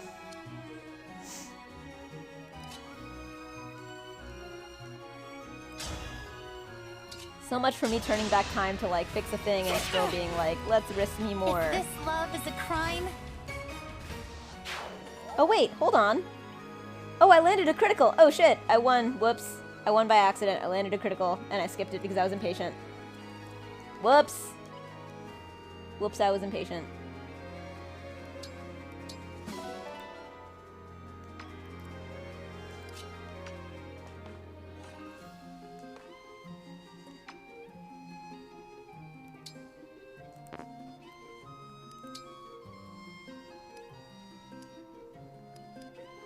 Oh man, I keep forgetting to give him vulneraries so that he can get up to full when I want to do chain guard. I was very confused by chain guard until I realized it was a percentage of health. That's very smart. And the fact that you can't do it unless you're at full health is like brilliant in a way that is infuriating. Oh boy, you see.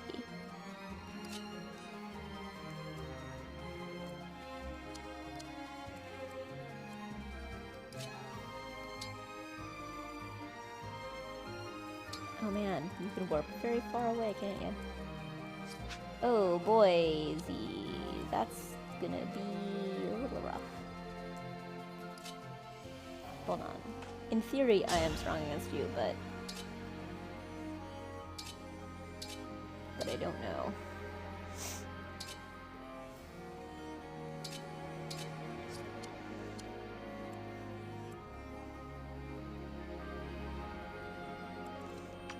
Should I just get out of range? Huh. That's not a great situation over there.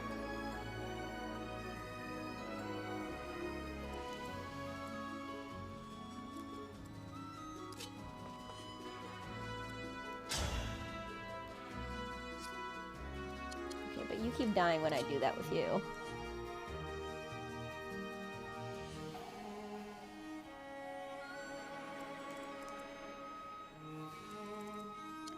Okay, what's your thing? Is your thing like healing everyone? Yeah, it is.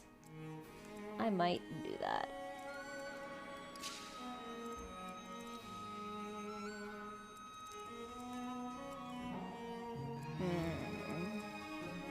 Oh man, I can't quite make it there.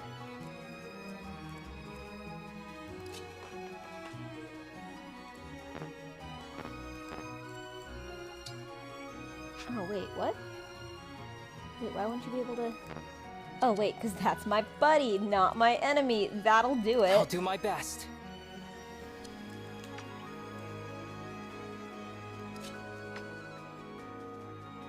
I should just retreat, huh?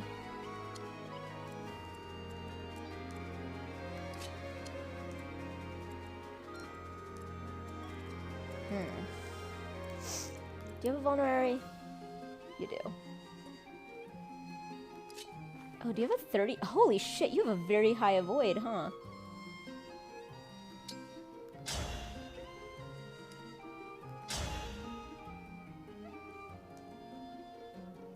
Oh, you break me, huh?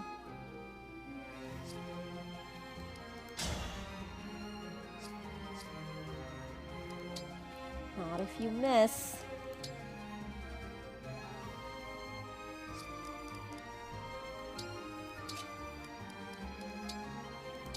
Not if you miss. It's the best I got. I've got an avoid of 92. I will take those chances. Not that I have a whole ton of in the matter.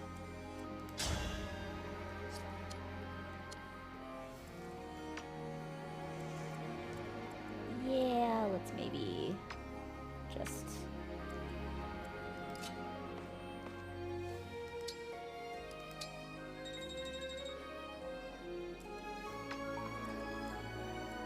Dog! The entire time writing out a novel that reviewed my 2022 and provided context to our conversation like 45 minutes ago and decided, you know, maybe the chat in Saf's stream isn't the place to selfishly share this. No. I mean, it super is. Are you kidding? This is like 100% the kind of forum that, like, this is for. This is like the whole point of my Twitch is, no, you can do that. You can super do that, and you know what? It wouldn't even be... Hang on. I should stop walking away while I talk. Hang on. I was just really distracted because this cat toy was underneath this, was underneath a... Here. Anyway. The cat had gotten that cat toy underneath this little rug thing, and it was distracting me. So, not only would that be not, like, super fine, it would be, like, you wouldn't even probably break into the top, like, 10 of, like, you know, personal revelation. That's, like, my whole thing! Boomy, tell him. And I've definitely most of the top 10, but also other people that I inspire by being so fucking open and emotional and chitty-chatty and all that stuff. You should absolutely share it. Also, Crafty does a thing. This is not me saying that you should do it, but this is also just to say like how much people do this. Crafty has this thing called the Wall of Text Tax, which I think is adorable, that Crafty will give these big updates and then like do some number of bits and call it the Wall of Text Tax. Yeah, no, I'm being completely serious. This is like the appeal of my channel. Like, I get disappointed when nobody does anything that like gives me something to jump off of to allow me to just talk about real stuff, because I can't just chitter chatter about random garbage. I mean, I can, but it has to be my random garbage. I cannot do small talk. I can't do it at all. But I would be delighted, like having personal... Oh my god, my birthday party ended with a game where, okay, so Kit 3D printed these two types of tokens. They were one type of token. We painted them half silver and half gold, and people made little signs to, and they hid them. They hid the silver ones, and I hid the gold ones, and whatever, and people found them, whatever. It's not important. But basically, at the end of the party, they didn't know what it was for, and if I had the token, I gave them a big effusive compliment in front of everybody, and they had to sit there and take it. And it was great. It was the meest thing in the world. Getting really deep, serious, and emotional and personal is my whole jam. I am delighted by that. So it's not gonna be a thing. No, that is not selfish. That would be very sweet. In fact, very much the deal of this channel, which you wouldn't know because I haven't been doing my channel enough. Very unlike its channel, in fact. Let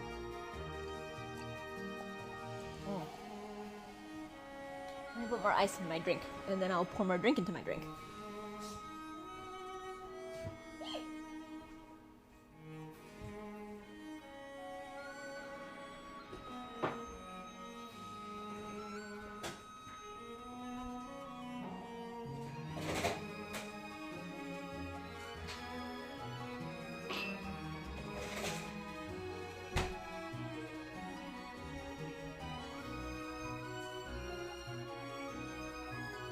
Man, I had all these chicken fries and he was like, please take these. I don't want them. And I was like, these are delicious. I had chicken fries and mozzarella sticks from an air fryer, and it was like the most outrageously decadent, like, just fried Saf foods.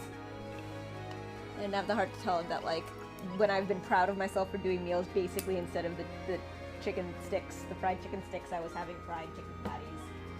in sandwiches. But it was almost exactly the same food. You guys are so cute, I don't even know how to deal with it. Cool. I am not making progress in this battle, which suddenly got way scarier looking with that whole corner that happened. I should have maybe not... I moved you here because I thought this is where all the stuff was going to be, but it turns out it's over there, and I should not have moved you. I should have kept you where you were.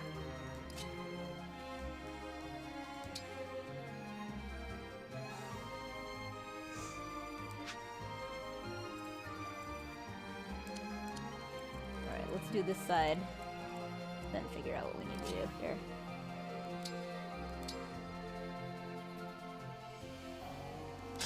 You know what?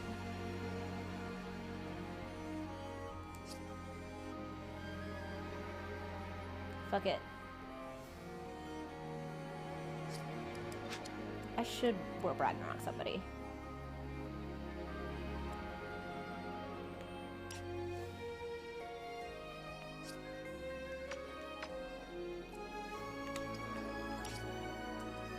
Okay.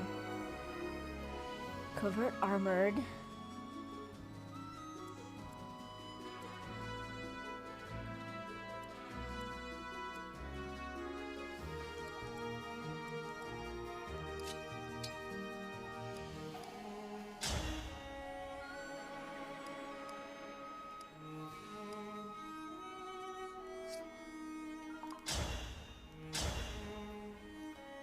Yay! A kit lurks.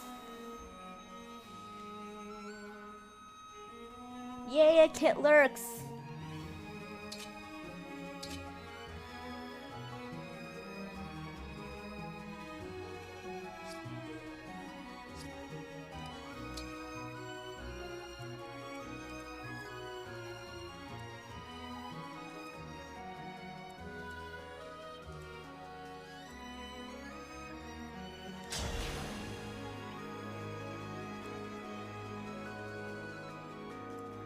I know I could just kill one of these, but I don't know which ones are, like, scarier that I should. Because then you're just gonna be like, she's just gonna die, though, otherwise. Steel Sword Ruffian.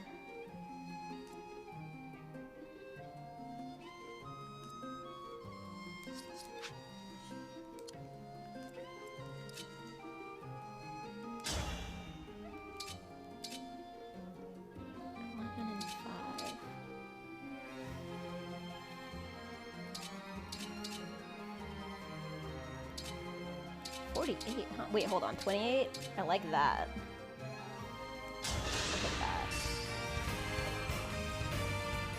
28%. Come on. Yes! Okay, you miss.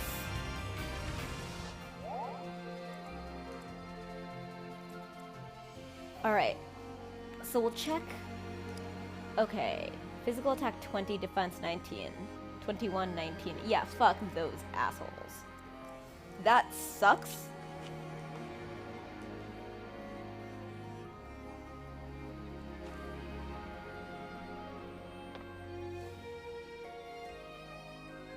Avoid 55 is not, like, the best though.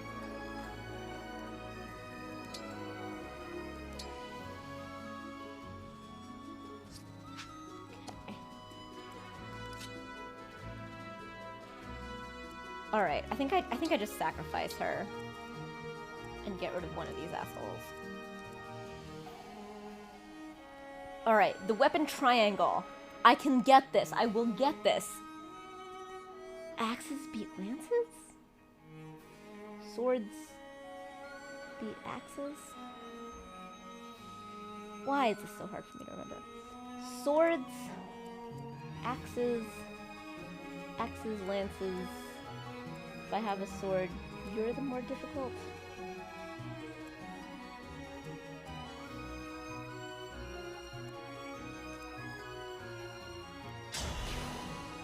On the other hand, this is at least a little guarded. My apologies. Good, I can explode one of them. Thunder Business Star! How's it going? Allow your soul the rest it deserves.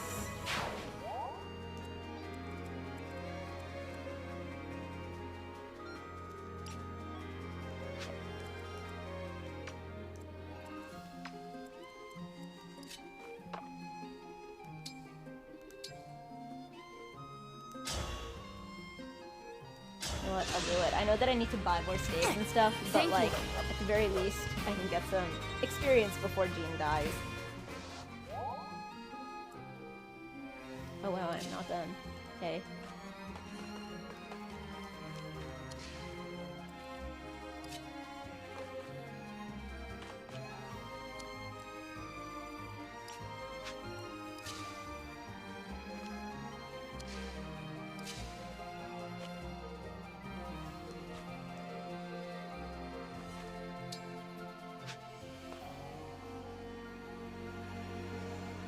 Not suck to split if we attack a little. Yo!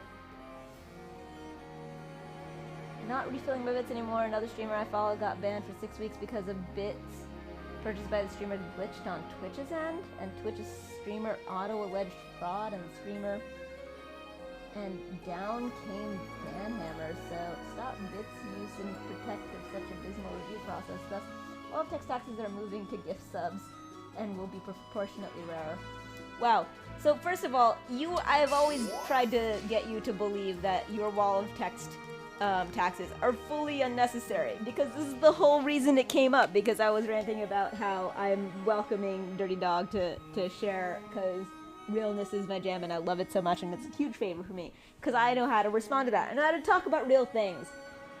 I've had so many times that I've been like, man, I did a stream and it was so bland. And then I went to a party and I got so on talking about racism and how white people make racism about them, and all the ways that like if you're not uncomfortable, it's like you're not achieving anything. And anyway, it's not important. I mean, it is. It's not. Whatever. It doesn't matter. The point is, there are things I can talk about incessantly and forever, and things that I can't. And when I was first streaming, I got very, I don't know.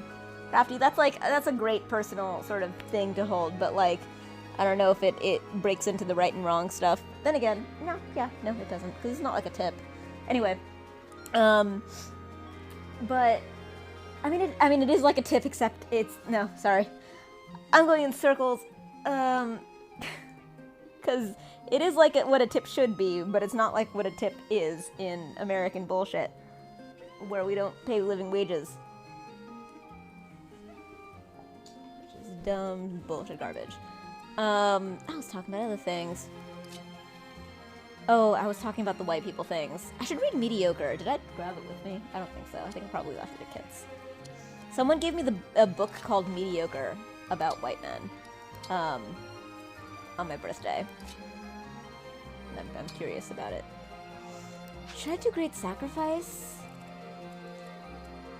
Most people are probably at full. It would get you up. Would you survive? I'm sure Jean's not going to survive this turn. That doesn't seem likely. And these aren't even, like, low on HP, so no, I don't think Great Sacrifice is the thing to do. Let's just chill here.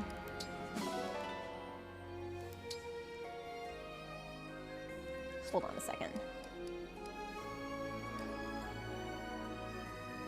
21, 17, 15, but a dodge of 32, hang on. But a dodge of 32, 21, 17 with a range of 2.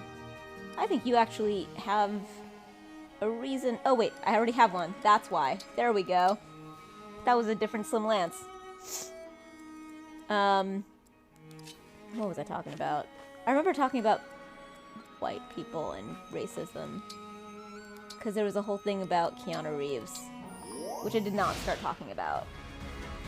Oh, letters from Graham Jill on White Moderates? Oh my god. I read it ages ago, but I haven't read it in this context. Okay.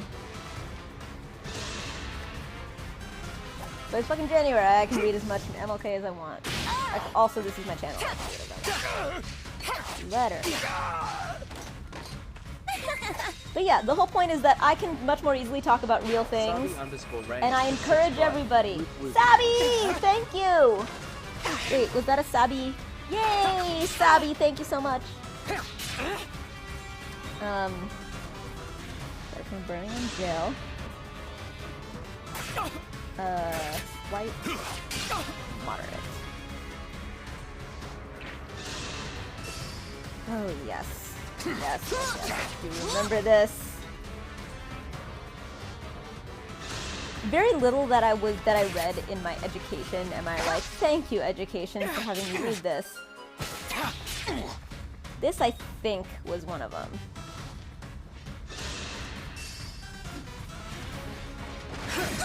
I must make 2 honest confessions to you, my Christian and Jewish brothers. First, I must confess that over the past few years, I have been gravely disappointed with the white moderate. I have almost reached the regrettable conclusion that the Negro's great stumbling block in his stride toward freedom is not the white citizens' counselor or the Ku Klux Klaner, but the white moderate, who is more devoted to order than to justice, who prefers a negative peace which is in the absence of tension to a positive peace which in the presence of justice, who constantly says, I agree with you in the goal you seek, but I cannot agree with your methods of direct action, who paternalistic, oh my god, I've used paternalistic, hi Sabi, I'm so glad too, in your defense, I'm just starting to get regular again, not from a pooping stick, but from like a streaming. Let's get back to MLK. Paternalistically believes he can set the timetable for another man's freedom, who lives by a mythical concept of time, and who constantly advises the Negro to wait for a more convenient season. Shallow understanding from people of goodwill is more frustrating than absolute misunderstanding from people of ill will. Lukewarm acceptance is much more bewildering than outright rejection. Oh my god, Crafty, I love you so fucking much right now for invoking this, because I would not have thought of yeah, no, but I literally checked in since I got COVID a bunch of 6 months ago or something. I basically only stream 7 times a month, so it's not you, it's me. But Kid's been killing it, and I love that.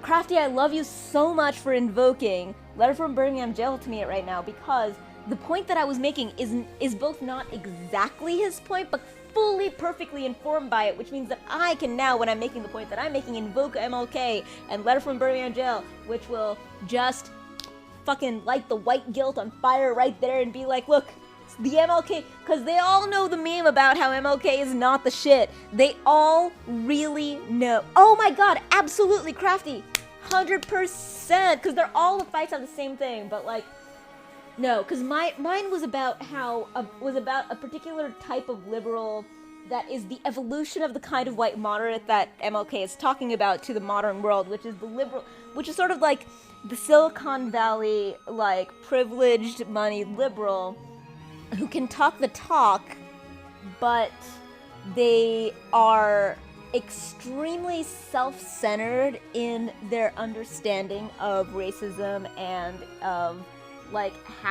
of anti-racism. And it's really fucking frustrating, because guess what? Part of what goes with being privileged, with being in a privileged position in the world, in a country, in your education, and what you have access to, is that you get to think about these things and care about them and have these moralistic feelings about stuff and whatever. That shit is actually not accessible to all people, and as a result, most places are way the fuck more racist than just white America is. And unfucking believably, people don't understand that, for example, Chinese racism towards black or Indian people is more immediately harmful to our immediate living circumstances than just sort of the structural racism that is very fashionable to be interested in just because it is relevant to white people. And the amount of fucking willful blindness that white people show towards racism between people who are not white is absolutely infuriating. Oh my god. So I have this friend who I was ranting about this to her, and then she left me this the greatest message ever. She sent me this message. I played it at a party in December recently. Project Shaped Guilt Hyperfocus. But yeah, they fucking don't. they seem to stop caring as soon as it stops being about them. They care about racism insofar as it's about whiteness. They love self-flagellating racism shit that has to do with being like hating white people or hating America. They don't like anything that is positive towards it, and they don't like getting involved if it has nothing to do with white people, even though most of the time it is more fucking relevant. This goddamn came up with George Floyd about like the relevance of non-white people and that entire thing, and how that is not abnormal at all, and that's actually really important for white people to grapple with. You're going to be fucking any remotely useful. I pointed out that like paternalistic, the fact that paternalistic came up was a big goddamn deal because, oh my god, I should add like racism or anti-racism to my tags. I should. And feminism. I should. I've been thinking about what the perfect tags to add are ever since they allowed you to add 1619 project, thank you. I don't know. I don't know about that, honestly. I'll give it that thought. I don't think so, though. Because guilt hyperfocus was already something that was cultivated as something that, like... Because oh my god. And you're also here in this sort of, like, hotbed of white liberal bullshit. Of well-intentioned white liberal bullshit. Not to say that there isn't, all other kinds of white bullshit. Or liberal bullshit. Or just American bullshit, but honestly, like, the American bullshit stuff, how high... Yay! Dirty Dog's done! I'm talking about hooray! Because I'm just talking about, like... I'm just talking about racism and stuff. But also, you're very welcome also to post it in the Discord. I don't know if you're in the Discord. Aw, dog! Dog loves Sabby! Sitting in a tree. Loving. Wait, if I click, you can also do it here. I'd be delighted for you to do it here. Please absolutely do it here. This is 100% because I don't want you to feel pressured to do it here. Oh my god, it works! I can type on this. Well, yeah, I'm not saying you're not making out. I'm just saying that making out is easier than love. So I was giving you a higher thingy.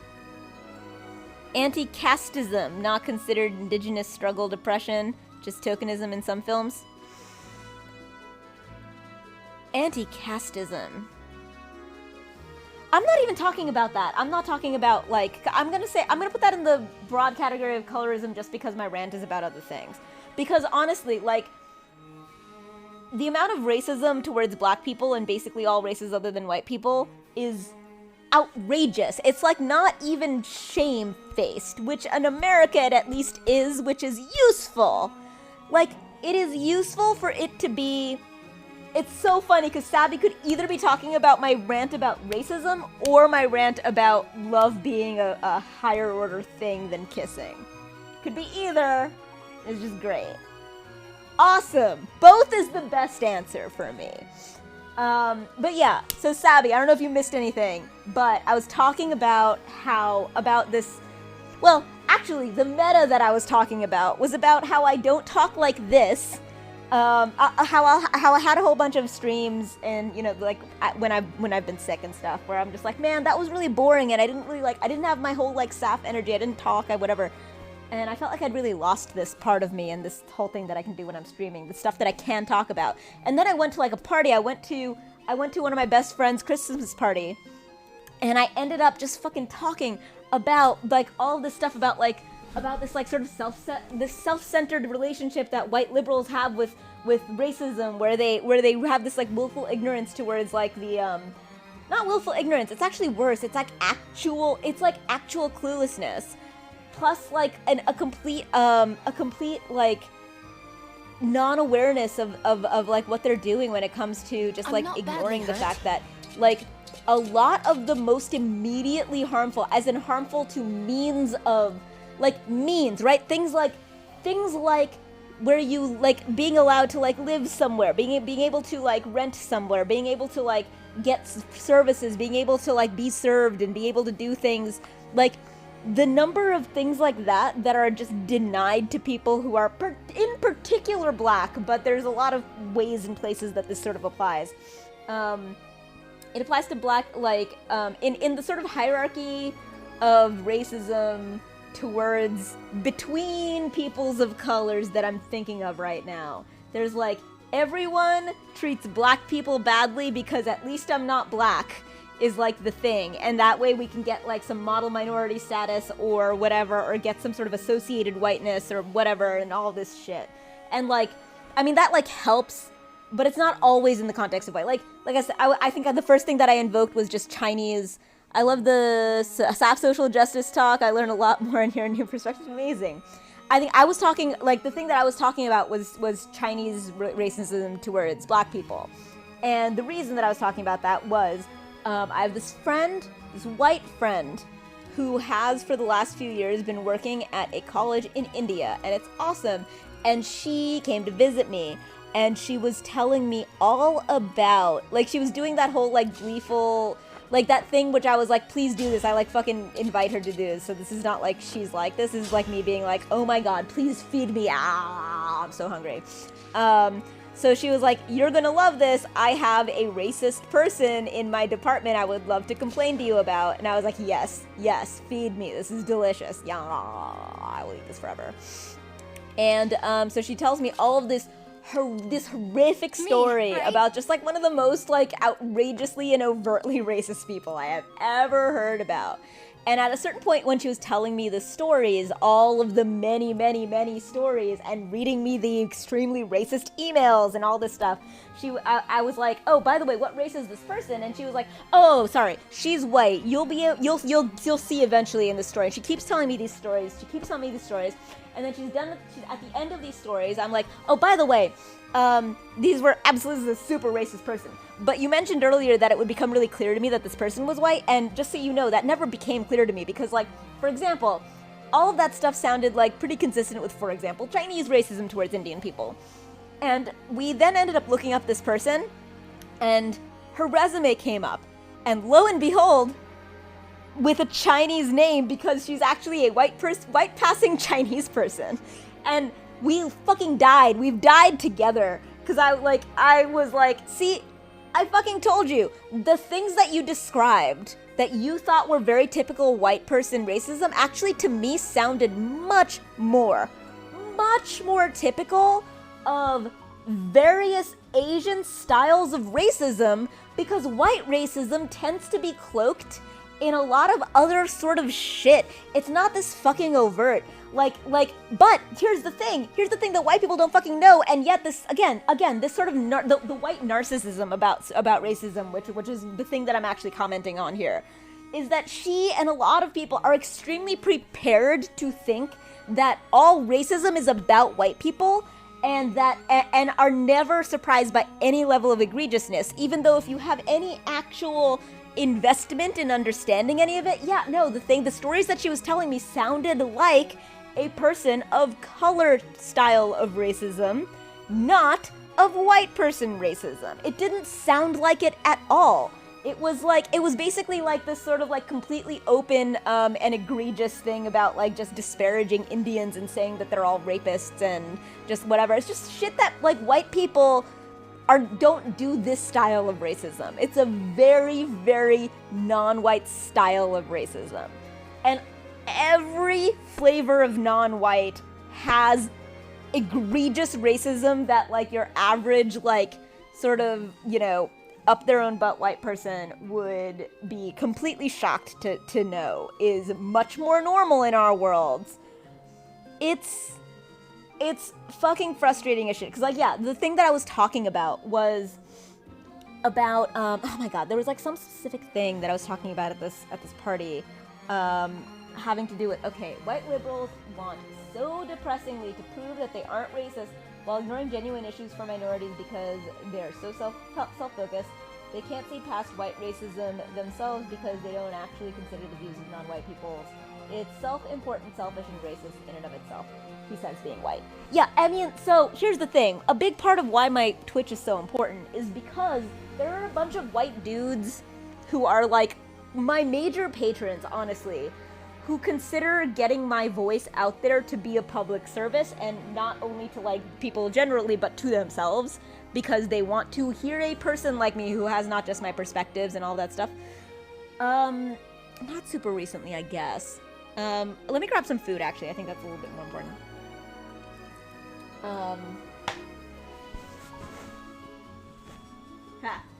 Question for everybody. Cool.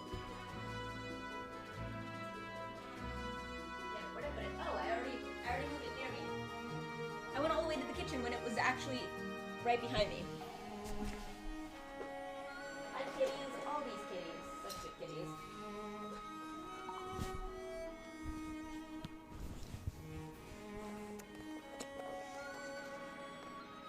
I do not. There is a reason that I don't have a hydrate button. I don't need to be reminded to hydrate. I need to be reminded to eat. I don't have an eat button either, but still. I also don't like to be told to hydrate. I'm alright at it. I have like this giant bottle of water that's like right there. It's like half empty. It wasn't when I started. I drink a lot of water. I'm good at drinking water. Narcissistic social justice. But yeah, okay. I really want to get to the meat of this point though, because it matters, because even white people who are vaguely aware that this sounds right don't know what it looks like, and I really want to describe it, and I feel like I lost the thread, and I'm so mad because I always do that, where I'm like, I was right there on remembering what I was saying about this kind of thing, because there are several stories that intersect here. One of them is that there was this person, this Desi person. Desi is our word for looks Indian, but we don't know any more details. Like, Desi technically means from the homeland. If you saw RRR, which you should because it's the best, right before the famous fucking dance number, it says, like, he says Desi Nach. So, like, Desi, that's us. But yeah, Desi is like, I'm looking at you, which means that I am smart enough to know that you could be Indian, you could be Bangladeshi, you could be Pakistani, you could be any number of a couple of things. I don't know. You'd be Sri Lankan. I don't know. And then there's some other things that you could be that it's not like completely close. No, it's so good. Thank you, dog. Thank you so much. I will read it. You're also super welcome to share it here. If you want to wait until I'm done with the race thing and then we can stop and I can go back to it, if you're still there, we can switch over and you can send it to the chat if they're interested and I can read it then. You know what? That's what we'll do. It'll be fine. You did not derail. Have you derailed? Obviously you haven't, because I'm still going. I'm on top of it. I'm gonna pay attention to it because like I said, you're still welcome, but we're going on this thing about race and then we'll circle back to this if you're still here. And if not, I will try to remember to circle back to it whenever it is that you are back here. Either way, because if it's on the Discord, I know that I will circle back to it one way or another no matter what, and that's good. So we're back to race. No, I'm continuing. That's why it had the tone of going in a circle. Stop being sorry! That is an exhausting feeling to have to feel when there's nothing to feel sorry about. Everything is still happening. We're talking about, believe me, you could not sort of like bully me into behaving in it or talking about a thing that I don't want to talk about. I'm not like other Twitch streamers where I'm like, oh my god, I gotta do things that I'm being told to do and I gotta be nice to everybody. Fuck no. If someone's being an asshole or so, no one has to even be an asshole. If I'm just like, I fucking don't like you, just go away. I don't want to deal with you. I certainly don't want to kowtow to you. They fucking leave. They just leave and it's great. And then I have the best people here and it's fantastic. I mean, it's helpful because I'm not trying to make a living. But you know what? I care more that, like, there's a particular service that I provide where white guys hear me say things that they need to hear. Ah. Hi, Cranky. Cranky is my mortal enemy because she keeps putting a shirt on Kit. I love Cranky so much. Is also Desi, like me. Have you seen RRR? You tell him, Saf. No unnecessary stories. Hey. No, unnecessary stories are great. That's part of the ADHD process of explaining things. Oh, sorries. Yes. No unnecessary sorries. Absolutely. Stop apologizing unnecessarily. What are you, some kind of girl? See, that's funny because I'm not a misogynist. I'm actually a feminist who doesn't want girls to do it either. I am gonna get back to the racism, but I do feel like my turn should move you just a tiny little bit. Oh my god, dog, you're so girly.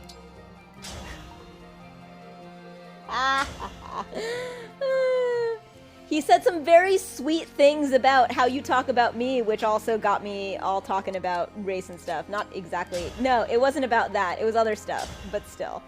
Anyway. Okay, yeah, no, you'll just break that, whatever. Nah, I'm gonna fucking break this. Yes! Yes! It's Saffrant! Ugh! So Saffrantic. Alright, we're talking about the narcissism of white liberal interest in racism. And so I was talking to this party about this and about, yeah, I just, like, I was at this party and I remembered thinking, like, man, this is the shit that I should be talking about on Twitch, but I've just been so off, I've just been not getting into those places. But when I was in person at this party, I was just on and I was talking about this stuff, and I was talking about the fact that, and this is why paternalism coming up was so great, because we were just reading MLK's, prison, oh my god, we all know, I hope, Birmingham prison, letter from Birmingham prison, I know it, it's letter from Birmingham prison, I know what it is, okay, anyway, so, I was saying that the word paternalism just hit me very hard, because I was talking about how unbelievably fucking, oh my god, condescending a lot of white liberal thoughts about racism just are. A lot of it is like, my god, there was this dude we're talking about, like, I don't know, it's not important. The person who gave me the mediocre book. So it's like, again, I know that my value very often, hey, don't get stuff started. Amazing anti-racism, white the amazing anti-racism, okay, hang on, I gotta actually read it. It disappeared longer, it disappeared. Oh, there it is, anti-racism, white moderate paternalism topic, absolutely, hooray. Okay. Paternalism, anti-racism, white. I'm gonna do my version of it, which is, again, what I think is like the evolution of what MLK was talking about in Burning Angel. So, white people who care about racism, and they do care, they really think that racism is about whiteness. Here's the example that I wanted to use that annoys the fucking shit out of me, and it never stops annoying me. This drives me goddamn crazy. So, in India, for example, and this is also like, this happens in China, and this happens in Asia broadly, but in India, one of the products that is like extremely popular in cosmetics and things is bleaching cream to bleach your skin to make it whiter.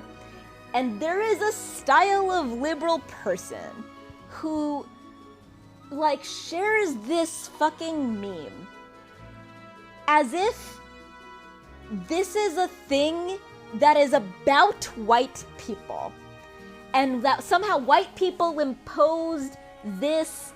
Exactly, Cranky, honestly, you should not feel bad, because I'm about to say why this is a thing that is annoying about white people and not a thing that has anything to do with you and me and us. Because you know what?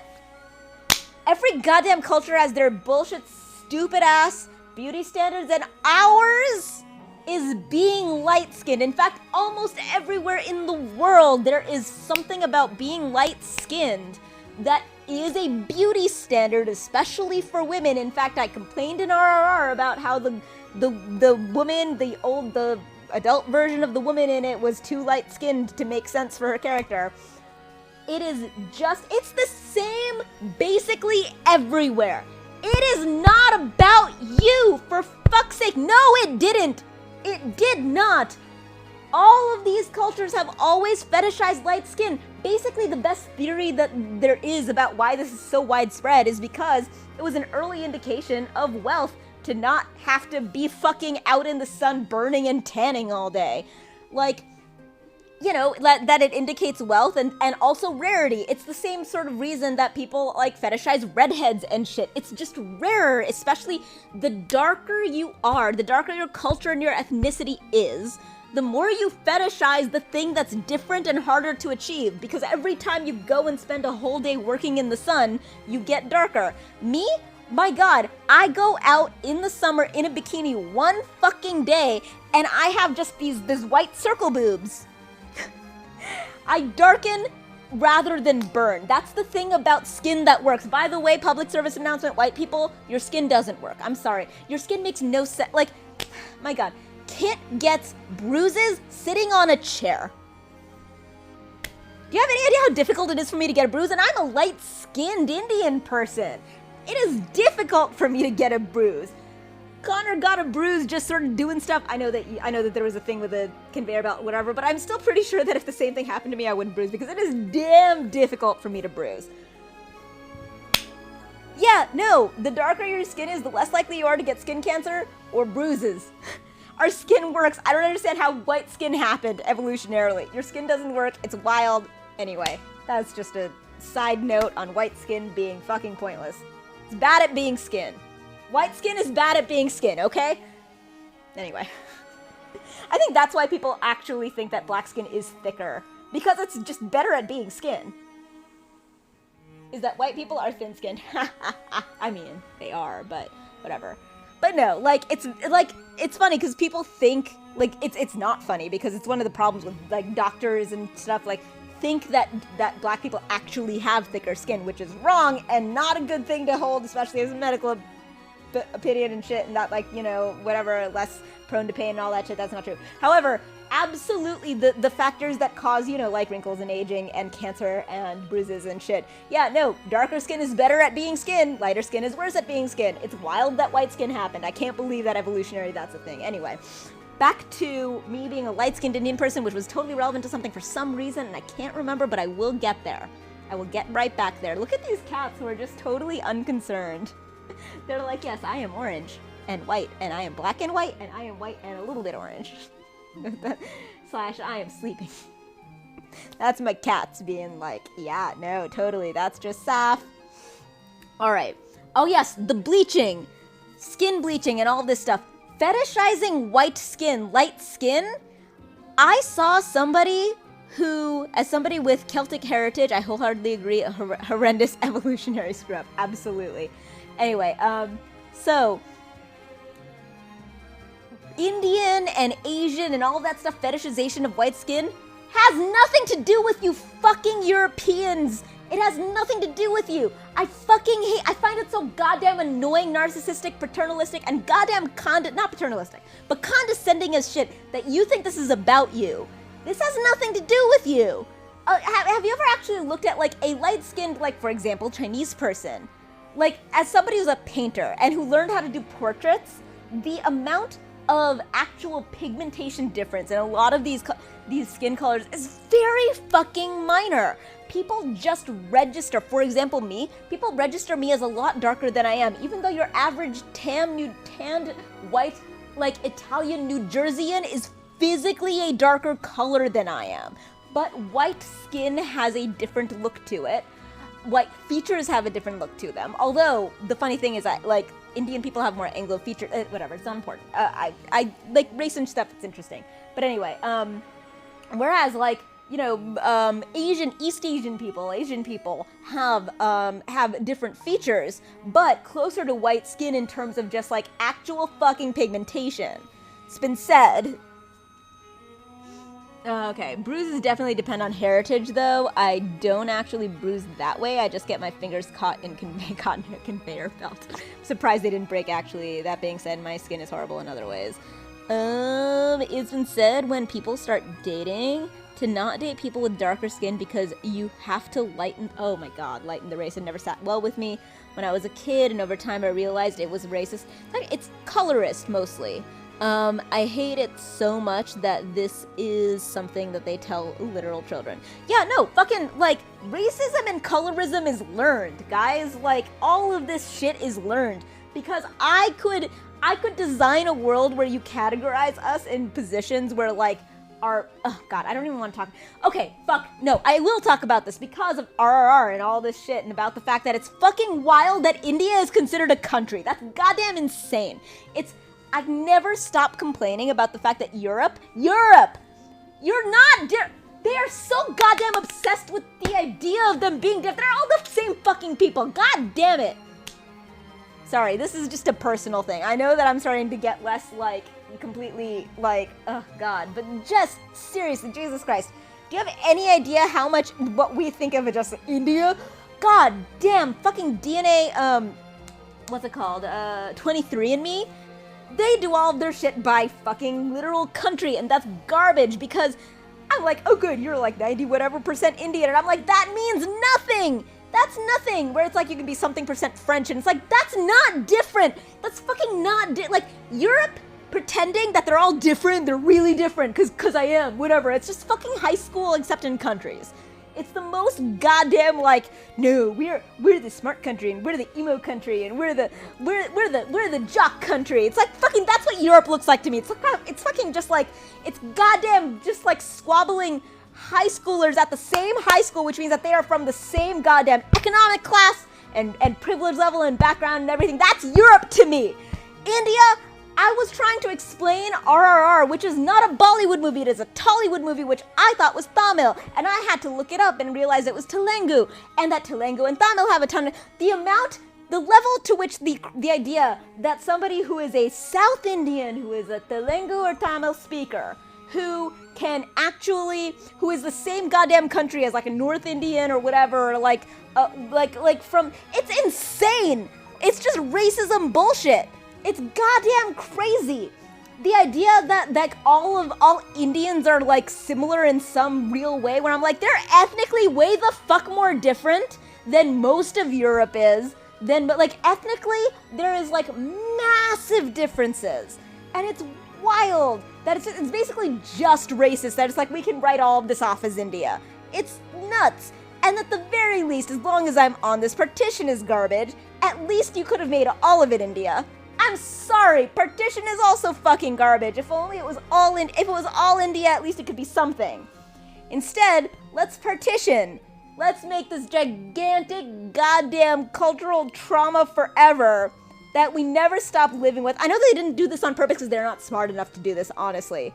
But they did create a thing that prevented the Indian subcontinent from being able to actually get its shit together and just be embrace its multicultural sort of like and ethnic makeup and harness it and build towards like honestly I think that India could have been much more like Korea economically speaking earlier on, because it's actually kind of moving into that area, but it could have been that much earlier on if not for fucking partition. This is like a very mild like I do have a master's in political science, but I haven't actually studied like Indian partition like a lot except for in college. But Jesus Christ, you guys should all watch Ms. Marvel, by the way, or you should just watch me react to it. I'll just put it on and fucking react to Ms. Marvel a lot, and it'll be very entertaining. I've been wanting to do that actually ever since it came out, because me reacting to Ms. Marvel is crazy, because literally that show is about me. Is about Saf. Because she is from like New Jersey and I'm from New York, from like basically the same exact kind of place in the exact kind of world. We're both like the fucking, you know, just like we're nerd Muslim girls in high school in New York and New Jersey and bullshit. It's like fucking about me so much. And there's also other things about that that's like way too real. Anyway, I don't think I fully finished the points about white narcissism and racism and shit, but I'm gonna continue anyway, because first of all, because there were points redeemed, so I owe you. Yeah, I know, Cranky.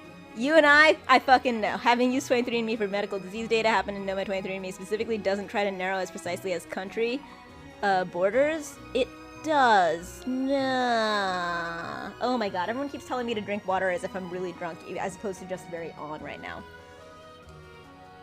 Right, fine, I did just spill that all over me. Fair. Fine. I said I was gonna eat instead. Right. Whatever. Actually, no. I know that I need to drink that water, and I'm not going to catch at you guys, because I know very much that the thing that I need to do is eat a bite of this food. I dropped my knife. Okay. Anyway, we're still gonna get to all of the points that I have about white narcissism.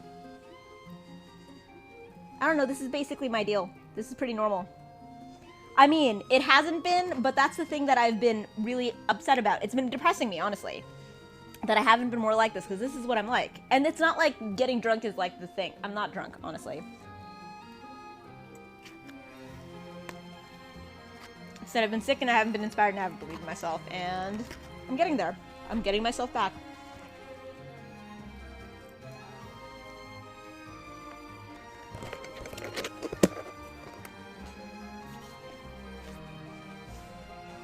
I'm willing to first fries.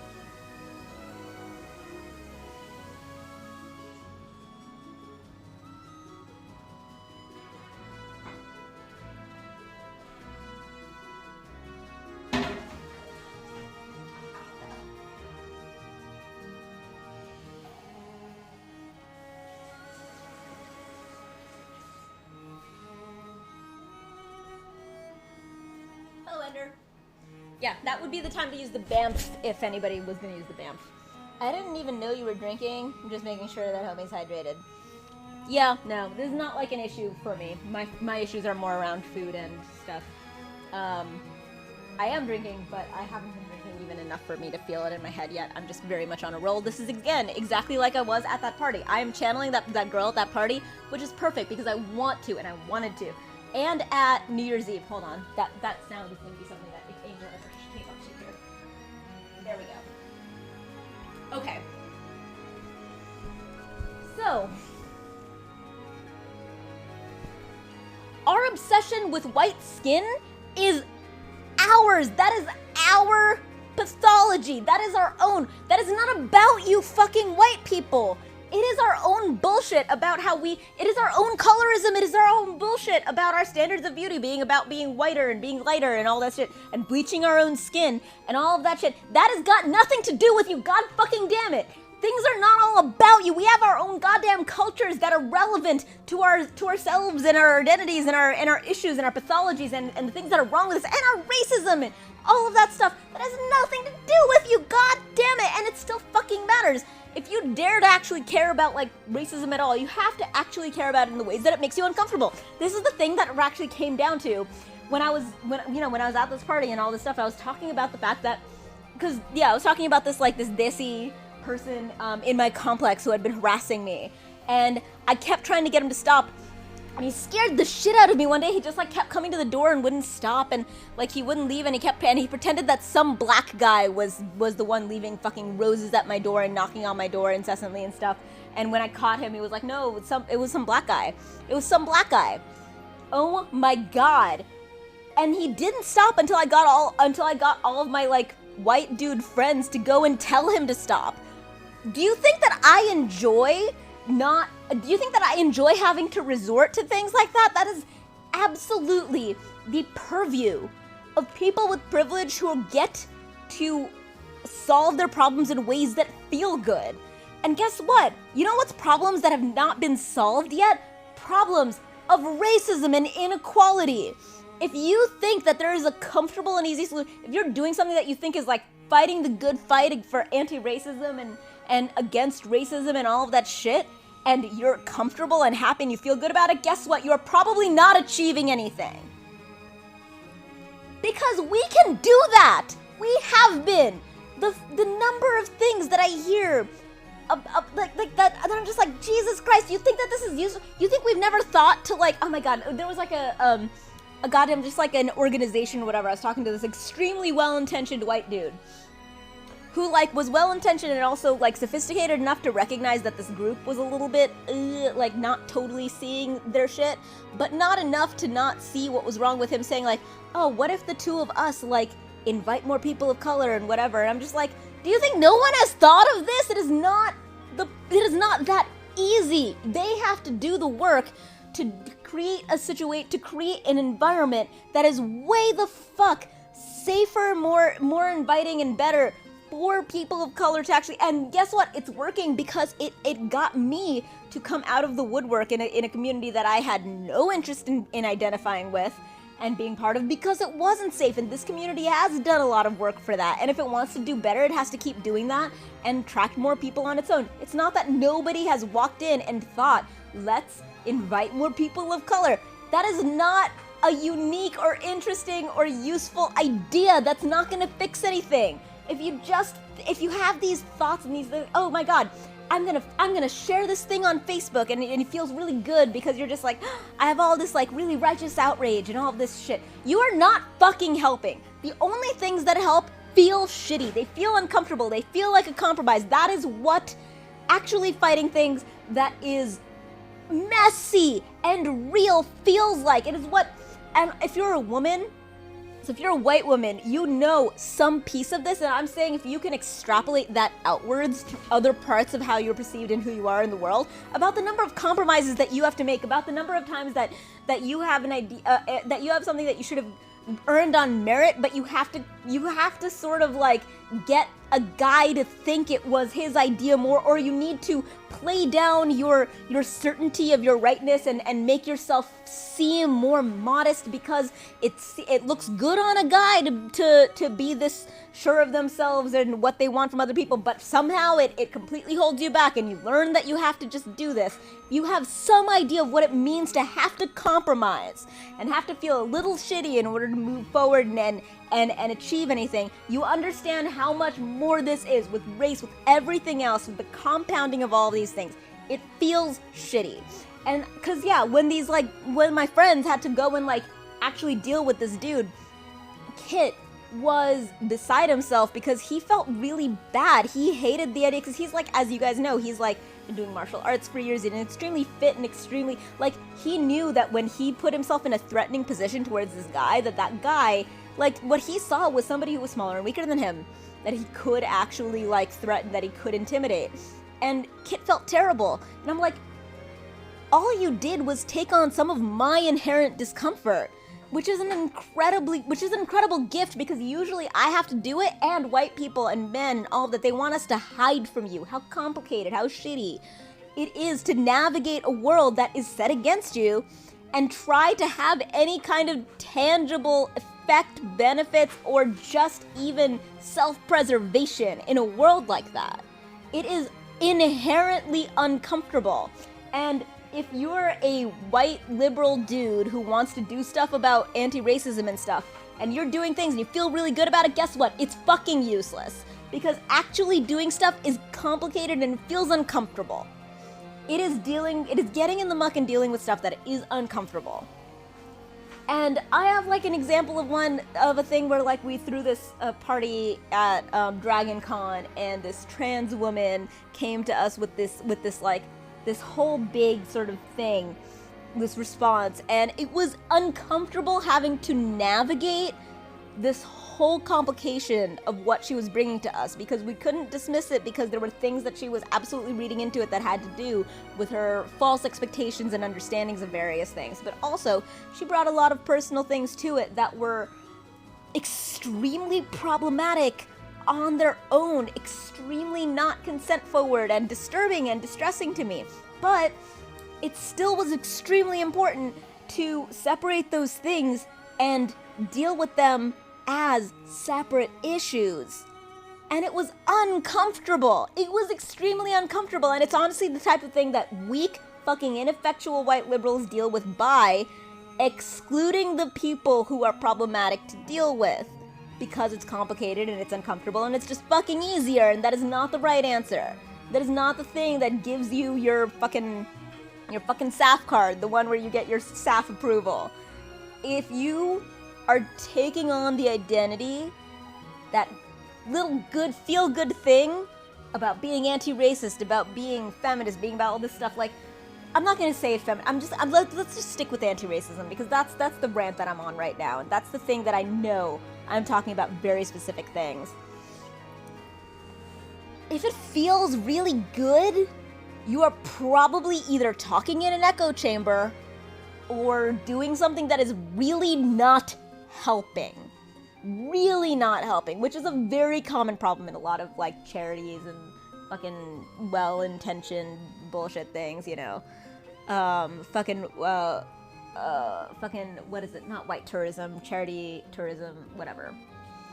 Or goddamn, fucking poverty porn and shit. Okay, there's a lot here. There's so much under this subject. There is so much going on here. The point is,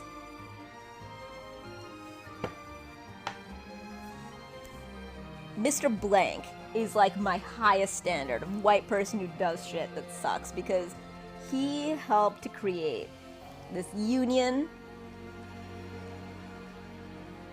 at one of the most important companies in the world, and spends his goddamn days. We were watching RRR together and he was on the phone the whole time because they were just having to deal with fucking layoffs and shit. It's just, it's grindy, exhausting, boring, unsexy, unfun work to do things that matter. And I'm not saying don't have some fun and have some righteous indignation and all that stuff. I do it all the time. Obviously, it sustains me. But I know the difference between what I'm doing to sustain me and fun and whatever, and actually thinking that something that does any good. I mean, frankly, like, you know, there's a small amount of union strong, absolutely. There's a small amount of discomfort on Twitch to not catering to every single person who comes and talks in chat. That is not the culture. Let's fucking admit it. You're supposed to be nice to everybody who shows up and talks. And I can't, and I don't, and it's uncomfortable, and it's how I know that I'm doing something. I'm sticking to a principle that it's important to stick to, because anybody who gives in to the impulse that I feel to tone myself down, to be nice to anybody who shows up, anyone else who feels that and does it, it means that I am doing something to balance that out, to show that there is another side, and to even maybe problematize in somebody, although I don't know that that would happen, how many people that would happen in, but to problematize in them that maybe what they are hearing is a held back version of the truth of that person. And this is not to criticize any other Twitch streamers or any other personalities or whatever, because I'm doing Twitch for a reason that's my own, and it's not very similar to why a lot of other people do Twitch. This is my reason, and that's all. Like, I'm just here to be a me in contrast to the other people that you have access to, or that you hear the perspective of. I am somebody who not enough people hear from. I am the type of person, I am the type of understandings and positions and all that stuff, and that's why Twitch matters to me, and why this forum matters to me. And it means a lot to me that there are so many white dudes who, like, support me, who are, like, patrons of me. It means a lot to me, because I do think that that's, like, yeah, no, find a person of color artist who's trying to get, like, who's trying to actually get their perspective and their understanding to be more, like, taken more seriously and have more, just, like, cover more ground. I think that's actually a really worthy thing to do with your privilege. But anyway, yeah, the thing that I was talking about Keanu Reeves 1,000 years ago was that this friend of mine this white friend of mine who was working in India, okay, 23andMe changed the UI quite significantly to narrow more to countries than when I first got tested 5 or 6 years ago. Yeah, no, it does fucking countries, and it acts like that's very specific, and I'm like, it's actually pretty racist to say that I'm 90-something, Indian, but, like, this white person is, like, 4% Italian and 8% France and whatever, and I'm just like, that's all the same goddamn, if I'm 90% Indian or whatever, that person is 90% Europe, and that is just, that just bugs the shit out of me. Anyway. Because the narcissism of the differences between Europeans to me drives me fucking crazy, and yet you can't tell that Africa's not one country. God damn it. Whatever. Anyway, let's get back to it. Keanu Reeves! So, my friend who was working in India, my white friend who was working in India, and who I told her this thing about, like, her friend not sounding like a white person to me, and then us finding out that she was in fact a white passing Chinese person. I was telling her this rant broadly. I mean, yeah, but they still use the categories of countries, and it's fucking annoying as shit. And it's absolutely true that they don't have enough information from a lot of places but they have not even broken out the categories, which drives me fucking crazy. Because they gave me a whole makeup, and they said that the entire thing, all of my 23andMe results, they said were actually useless because they don't have enough Indian people for it to mean anything. So if it means nothing anyway, and you're still giving me 90% Indian, why don't you give me nothing information that shows me 30% Gujarati? For fuck's sake.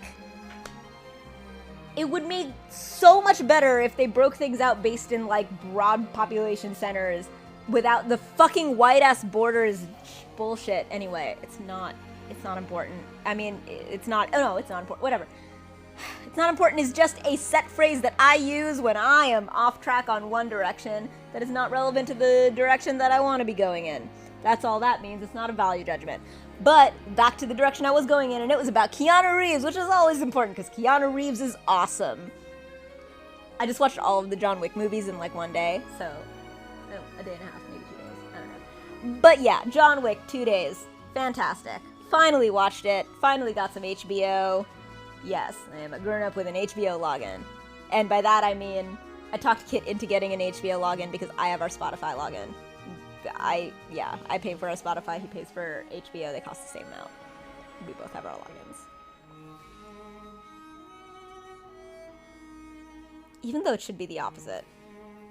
I remember I paid for Spotify because I had a weird chip on my shoulder about paying for things at the time. It's not important. Anyway, Keanu Reeves. So, I got this amazing voice message. One of my favorite things of all time that has ever happened to me. Talking your other polycule person to get a spot. No, I'm saying that I pay for our Spotify subscription, which you're actually allowed to have separate logins, which is wild. He has his own profile and I have mine. But and I've been paying for that for years. Which is not like weird. But for the first time, what happened was my HBO, that I'm the adult with the subscription. So, my HBO Max, which I have been cribbing off of my parents forever, ran out right when two things. One, I was watching Star Trek and Paramount has the Star Trek shows, but HBO has the Star Trek movies. So I couldn't watch the Star Trek movies because my parents' HBO ran out and they didn't renew it. And then White Lotus came out and I needed to watch it. I just did, okay? I just really needed to watch it. Actually, I'm saying that as if it's like completely mysterious, even though like obviously all of the shit that I'm ranting about is extremely relevant to White Lotus. Hey, colonialism and race and privilege and white people bullshit. Yes, White Lotus. So I watched White Lotus. That was the joke. Don't pay for Spotify either. Your other polycule partner pays for it because you convinced them to, like you did Kit. What? No, I pay for it. I pay for Spotify. That's me. I pay my money for Spotify, and Kit uses it way more than I do. And he pays for HBO Max, and I use it way more than he does.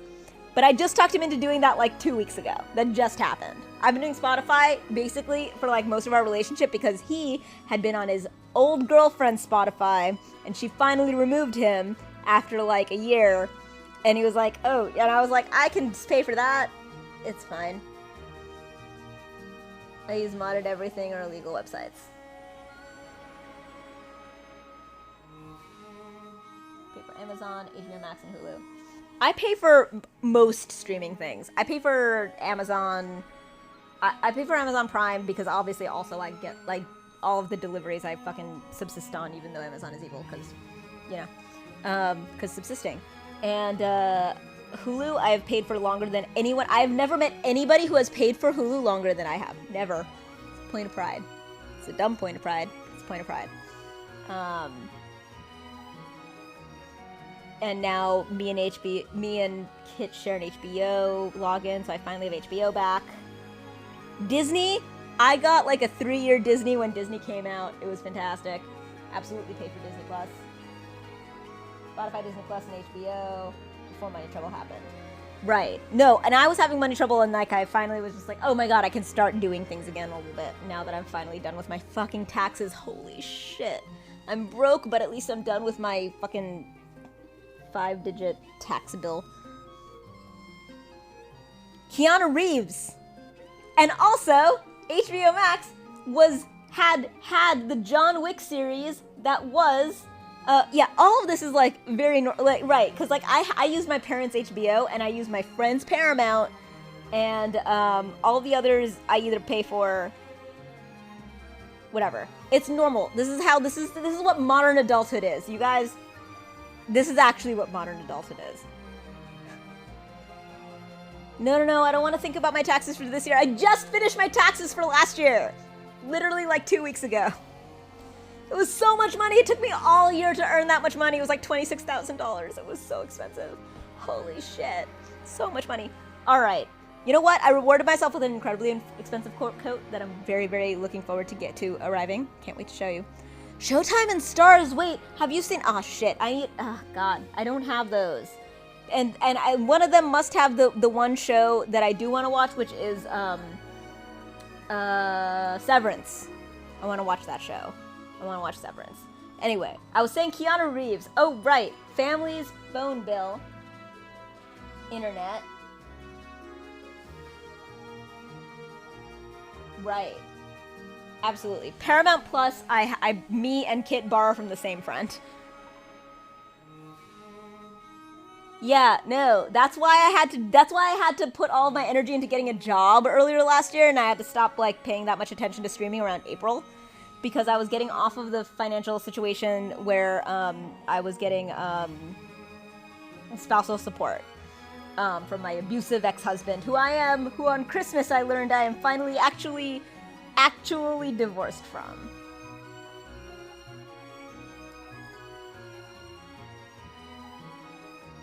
I've always been very comfortable and very happy to pay subscription fees for streaming. In fact, I even got my YouTube back and was very happy. I know! It's fantastic. And still Keanu Reeves. So in HBO was getting rid of the John Wick collection at the end of January, so if you, like me, had been sleeping on John Wick, now's the time to watch it, because you have like a day or two. And so I watched all of John Wick. That has nothing to do with the Keanu Reeves thing I was gonna say. Just that those are really good movies, okay? They're great. Anyway, so my friend told me that. So my friend with the job in India with the coworker who was super racist, who turned out to be Chinese. She sent me this like voice memo thing, and it's like the greatest thing that I've ever received, and it makes me so happy. And I literally played it at this party. I did have like 5 more things, but when I realized my mom likes her antenna cable more, I said, okay, we're done with these. Got it. Gotta buy red clothes. Okay, that sounds super desi to me. I will finish this, even though I'm sure everyone's gone by now and lurking and stuff. But here's the thing about Keanu Reeves. She was listening to a podcast, so she sent me this message, and she was like, I was listening to this podcast, and it's a podcast by white people, and they're talking about a movie that Keanu Reeves was in where he did brownface to play Siddhartha. And then one of the podcast people was like, I was really uncomfortable until I realized that he was part Chinese. Right, but you're desi, right? Anyway, that he was part Chinese and it made him feel better. And she was like, oh my god. And then she was like, wait, why would that make it any better? And then she was like, oh my god, this is what Saf was telling me about. And so she called me and she was just like, you have opened my eyes to the like, I now see it everywhere. The thing that you were saying about how white people make racism all about, it's about like the relationship of race to themselves, to whiteness. And that if it's not about whiteness and to themselves, it's not racism and they don't have to worry about it. Even though it actually matters a fuck ton when it's like between and among people of color, because also where there's not a lot of privilege, it's also often very much more actually immediately meaningfully difficult and stuff like having to do with where you live and if you have a home, if you don't get picked up by a taxi and or fucking Lyft won't, like fucking Uber just like drives off and won't pick up Roger because he's black and shit, and just like you can't like, you know, rent a place, or like you get, or like, my god, the most racist shit that is the most overtly racist shit that has ever happened to me had to do with a landlord in Japan who was just like, I don't like that Indian girl. So he made up a whole bunch of rules and backdated them about how like they can't have visitors and stuff because I was visiting my boyfriend at his place and he didn't like me because I was Indian. So he created a bunch of rules about how we couldn't visit because of just races. just racism. And it's not white style racism, y'all. It's very Asian racism. It's a very Asian style of racism, and we have to actually deal with that reality. And white people like to pretend it's not a thing and that they can ignore it and that white racism is the only thing that matters, and just isn't. And if you care about being anti-racist, you have to actually wade into this uncomfortable shit. You just do. Alright, I'm gonna cool it because I feel like everybody's lurking at this point and everyone is bored of my sap ranting, and I should just play this game again.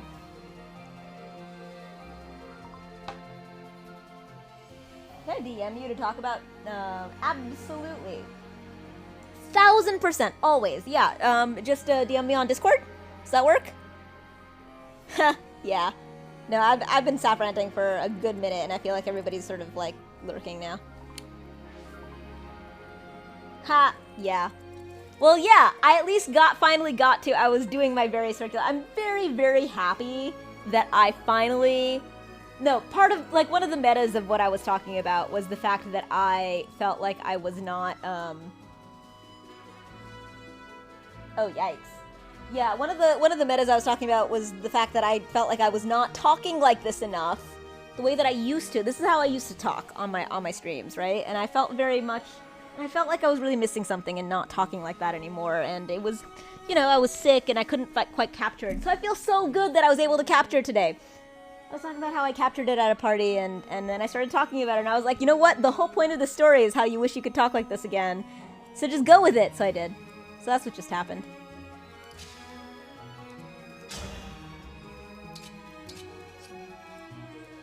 I'm not sure I'm gonna win this, actually. I mean, it's fine because I clearly haven't been paying that much attention, so that's part of it.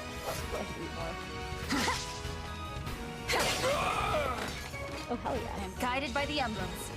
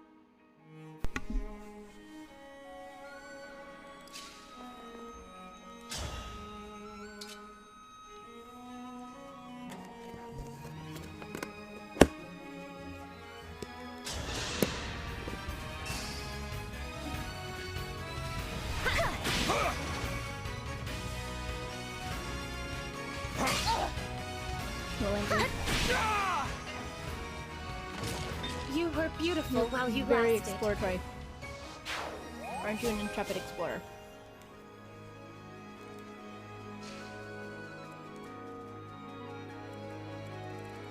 Okay, all I have to do is win. I don't even try to make everybody like survive or anything. Just need to win. Hi, kitten. Hi, kitten. Hey. Fine. A right there. and proper end. I am playing this game. What am I eating? I am eating chicken fried steak and gravy, and there was some eggs, some scrambled eggs with cheese, and also hash. Well, I mean, not a hash brown, because it's not like a little patty. It's just the, like, strips of potato. I got it this morning, and I eat it all day, because that is how little a person I am. That is how I eat. It's a lot of food for me, and I graze on it all day. Nom nom nom nom nom. It also comes with a bagel that the cats always eat. They're over there. The Sunset loves to steal my bagel and run away. It's very cute.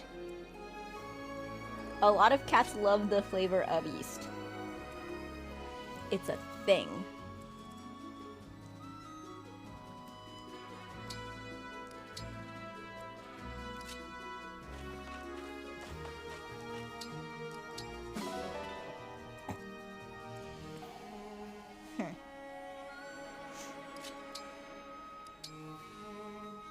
Seriously, you have no vulneraries? You're gonna absolutely die. You're gonna die so hard. Is there any possibility of retreat? I don't think so. Nope. Not really. Barely, nope. Not really at all. Can I kill you? Oh shit. Not exactly. Only if you miss. 13% hit, I might kill you. Yes! Yes! Use that hit rate. Miss rate. Fuck yeah. Alchrist. Do feel bad. Whoever yesterday was just like, I liked Alchrist. But then it turned out he was not actually that cool. He was just pretending. And I was like, ah. Is way more my vibe than like being diplomatic about a game that I'm like still getting my head around whether or not like how I feel about it while still being honest.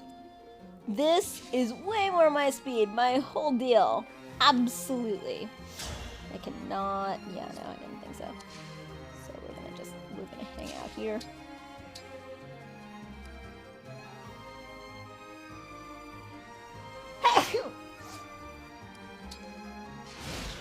Oh, yay. At the end. Ooh. I really am. Yeah, that's fair. 33%, man, that was like a perfectly reasonable risk take. I knew I would disappoint everyone. Yeah, I should just get out of the way for now. I'm sorry.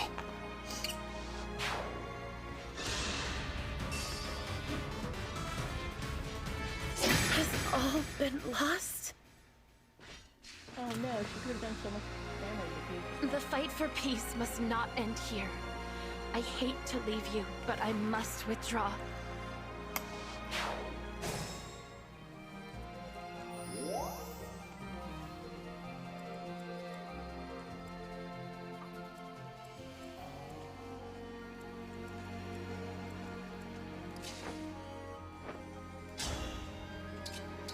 Wow. Yeah, no. Not great.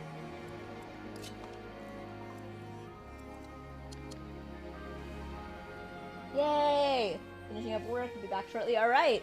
Awesome, thank you. That's what we love to hear.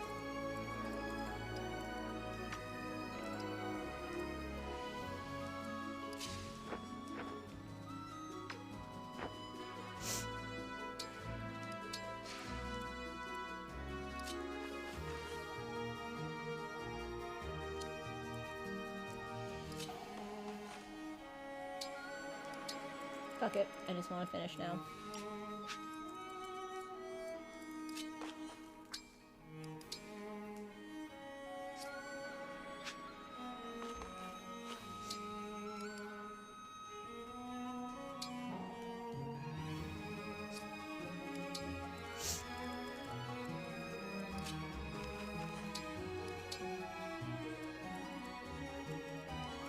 Whatever you need.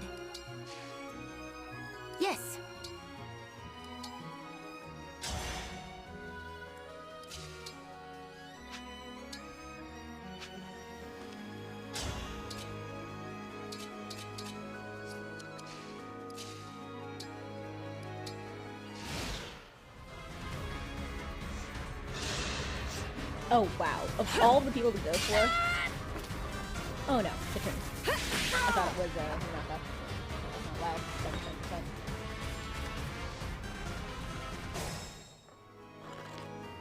7%. I'm definitely doing another battle.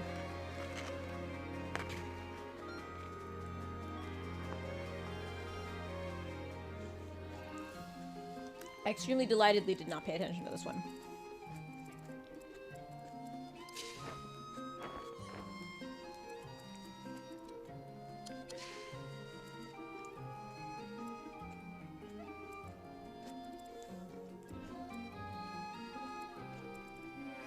Wait, are you? Oh no, there's two.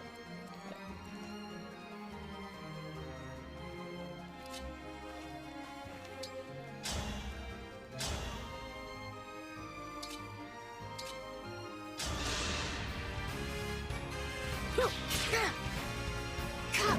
19%. Oh yes. Remember when I got my head around those in the other game? I'm so happy. That's 11. 9. Can you hit? If you can reach. Shit. 10.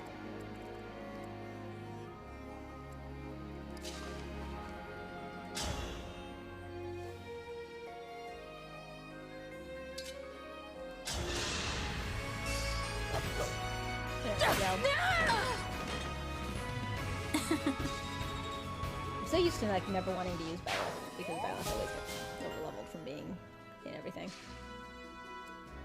Oh, right. Let's.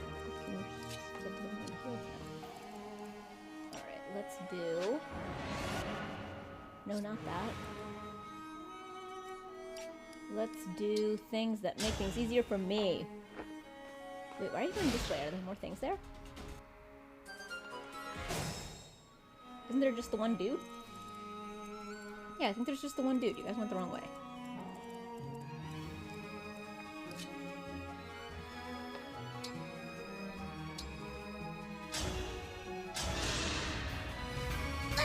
I must repay you later.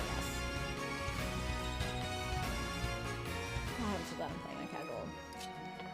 I have slept on the value of casual.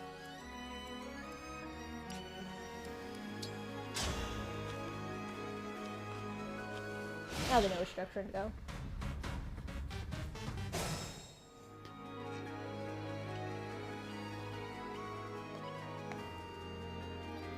I don't know if my like rambler made sense. I didn't even finish reading. I think I stopped on the mediocre line. Reading MLK.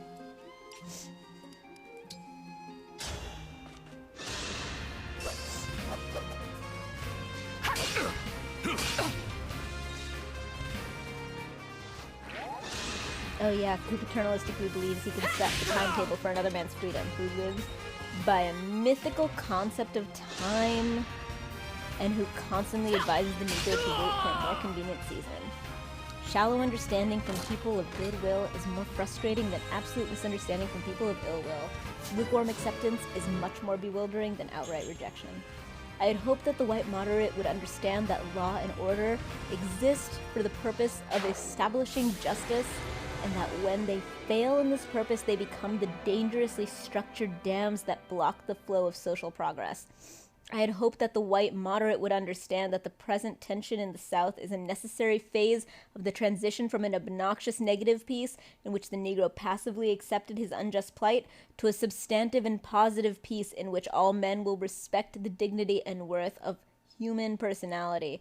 My God, think about MLK's writings. Like, that is not empty rhetoric. That is an exceptional description of reality. That is absolutely how it works. That's not just like a philosophy and a perspective. That is absolutely how it works.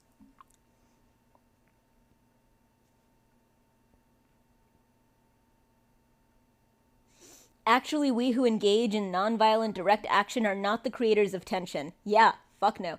We merely bring to the surface the hidden tension that is already alive.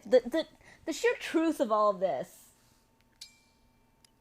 Yeah, people misrepresent MLK. Like, he fully changed his mind about the things that are most often in the, like, the white moderate Anyway, we merely bring to the surface the hidden tension that is already alive. We bring it out in the open, where it can be seen and dealt with, like a boil that can never be cured so long as it is covered up, but must be open with all its ugliness. Ugliness! Discomfort is exactly what I'm talking about. To the natural medicines of air and light, injustice must be exposed with all the tension its exposure creates. Tension! To the light of human conscience and the air of national opinion before it can be cured. The white fucking moderate. I think that's the entire white moderate section, even though I'm just like, man, should we just keep reading?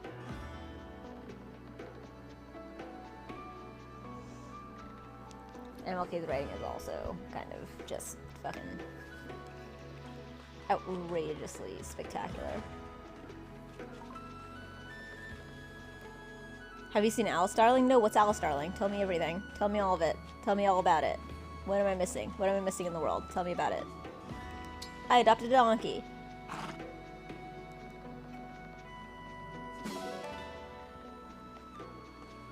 And chicken. That Anna Kendrick directed? Anna Kendrick directed a movie. I love Anna Kendrick. I mean, I love when she acts. But, oh my god. Shit. Cool.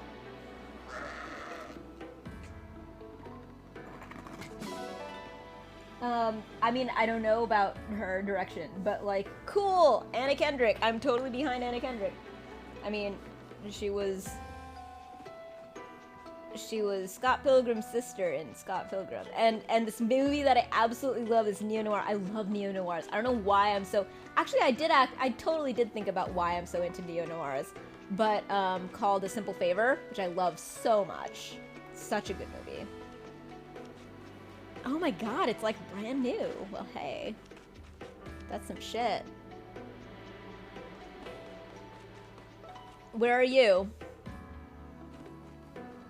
You're not in the US, and yet you know about New Jerseyans. Hong Kong, right. I am ridiculously bad at remembering where all of my viewers are. I like attempted to stream earlier and nobody showed up and I was like, well, that's my own fault.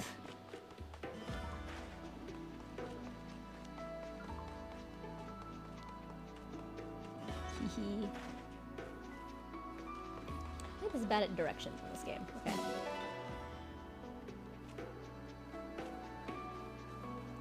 Oh my god.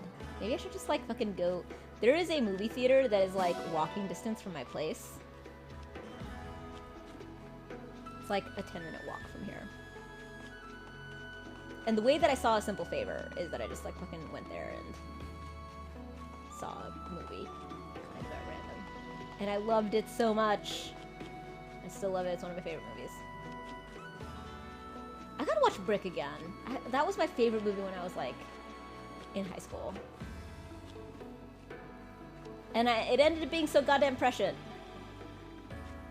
Because Rian Johnson ended up being a fucking important director that matters. I gotta watch this new show with Natasha Lyonne, Poker Face.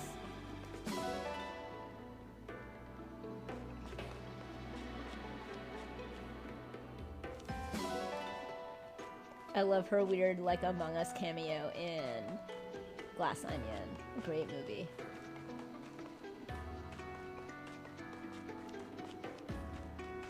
Okay. The orange, is that another animal I haven't gotten? Yes, it's a doggy. And dogs keep digging up, like, I'd like to just have the animals that I want, but... And you're off. Off! Off goes the cranky bookworm. Off to the wilderness. Off to the woods. Off to the wilderness. Off to the woods. Okay. I've been doing this like a crazy amount of time, haven't I? Considering. But it's fine. 12:25. It is a Friday.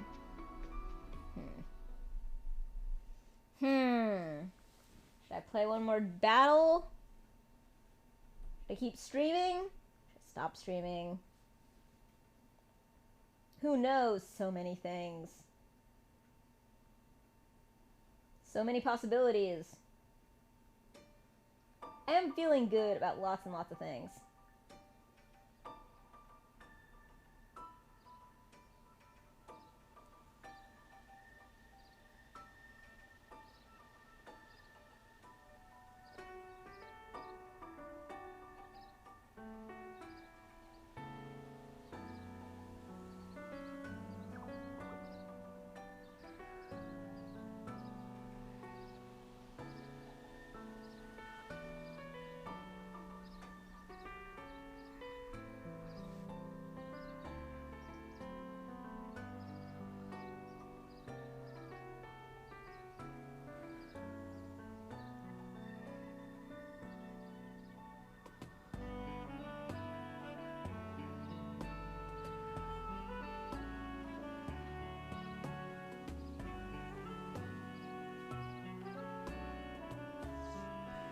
Okay. I feel like I used to always at this point keep streaming forever and ever until I fucking basically collapsed. I'm trying to not do that so much. So, it's 12:30. Let's actually call it. I'm trying to show myself that I don't have to be up for streaming for 6 hours just to stream. I'm allowed to stream for less than 6 hours. And maybe that'll be a better whole energy thing. Yo, look at this cat. Look at him with his like little face down on the, okay, it's not down anymore. But still, it was adorable. Let's raid. I love you all. Thank you so much. Hang on, I think I added, yes, all my buttons. Yeah. Oh wait, I hit the wrong button. This is the one where I was gonna try this. Okay, it's not gonna work now because, or will it? Oh my god, I have options! Holy shit! I can do all these. Oh my god, this is so great. Hang on. Let's do. No, this makes sense. Okay, but I did figure out a thing. I figured out a thing. I'll do it next time on my buttons. What button was I looking for? Oh, right. Okay. Yeah, okay. Thank y'all. I'm hopefully gonna do this again tomorrow. Like, I think I'm gonna try to do a sort of daily thing with this game, and it's gonna be funsies, and yay, and hooray. I love you. I'm gonna get my shit. I'm gonna get my groove back. Saf's gonna get Saf's groove back. Saf's stream groove back. Stream grooving. Let's raid. Stick around for raiding. I wanna raid.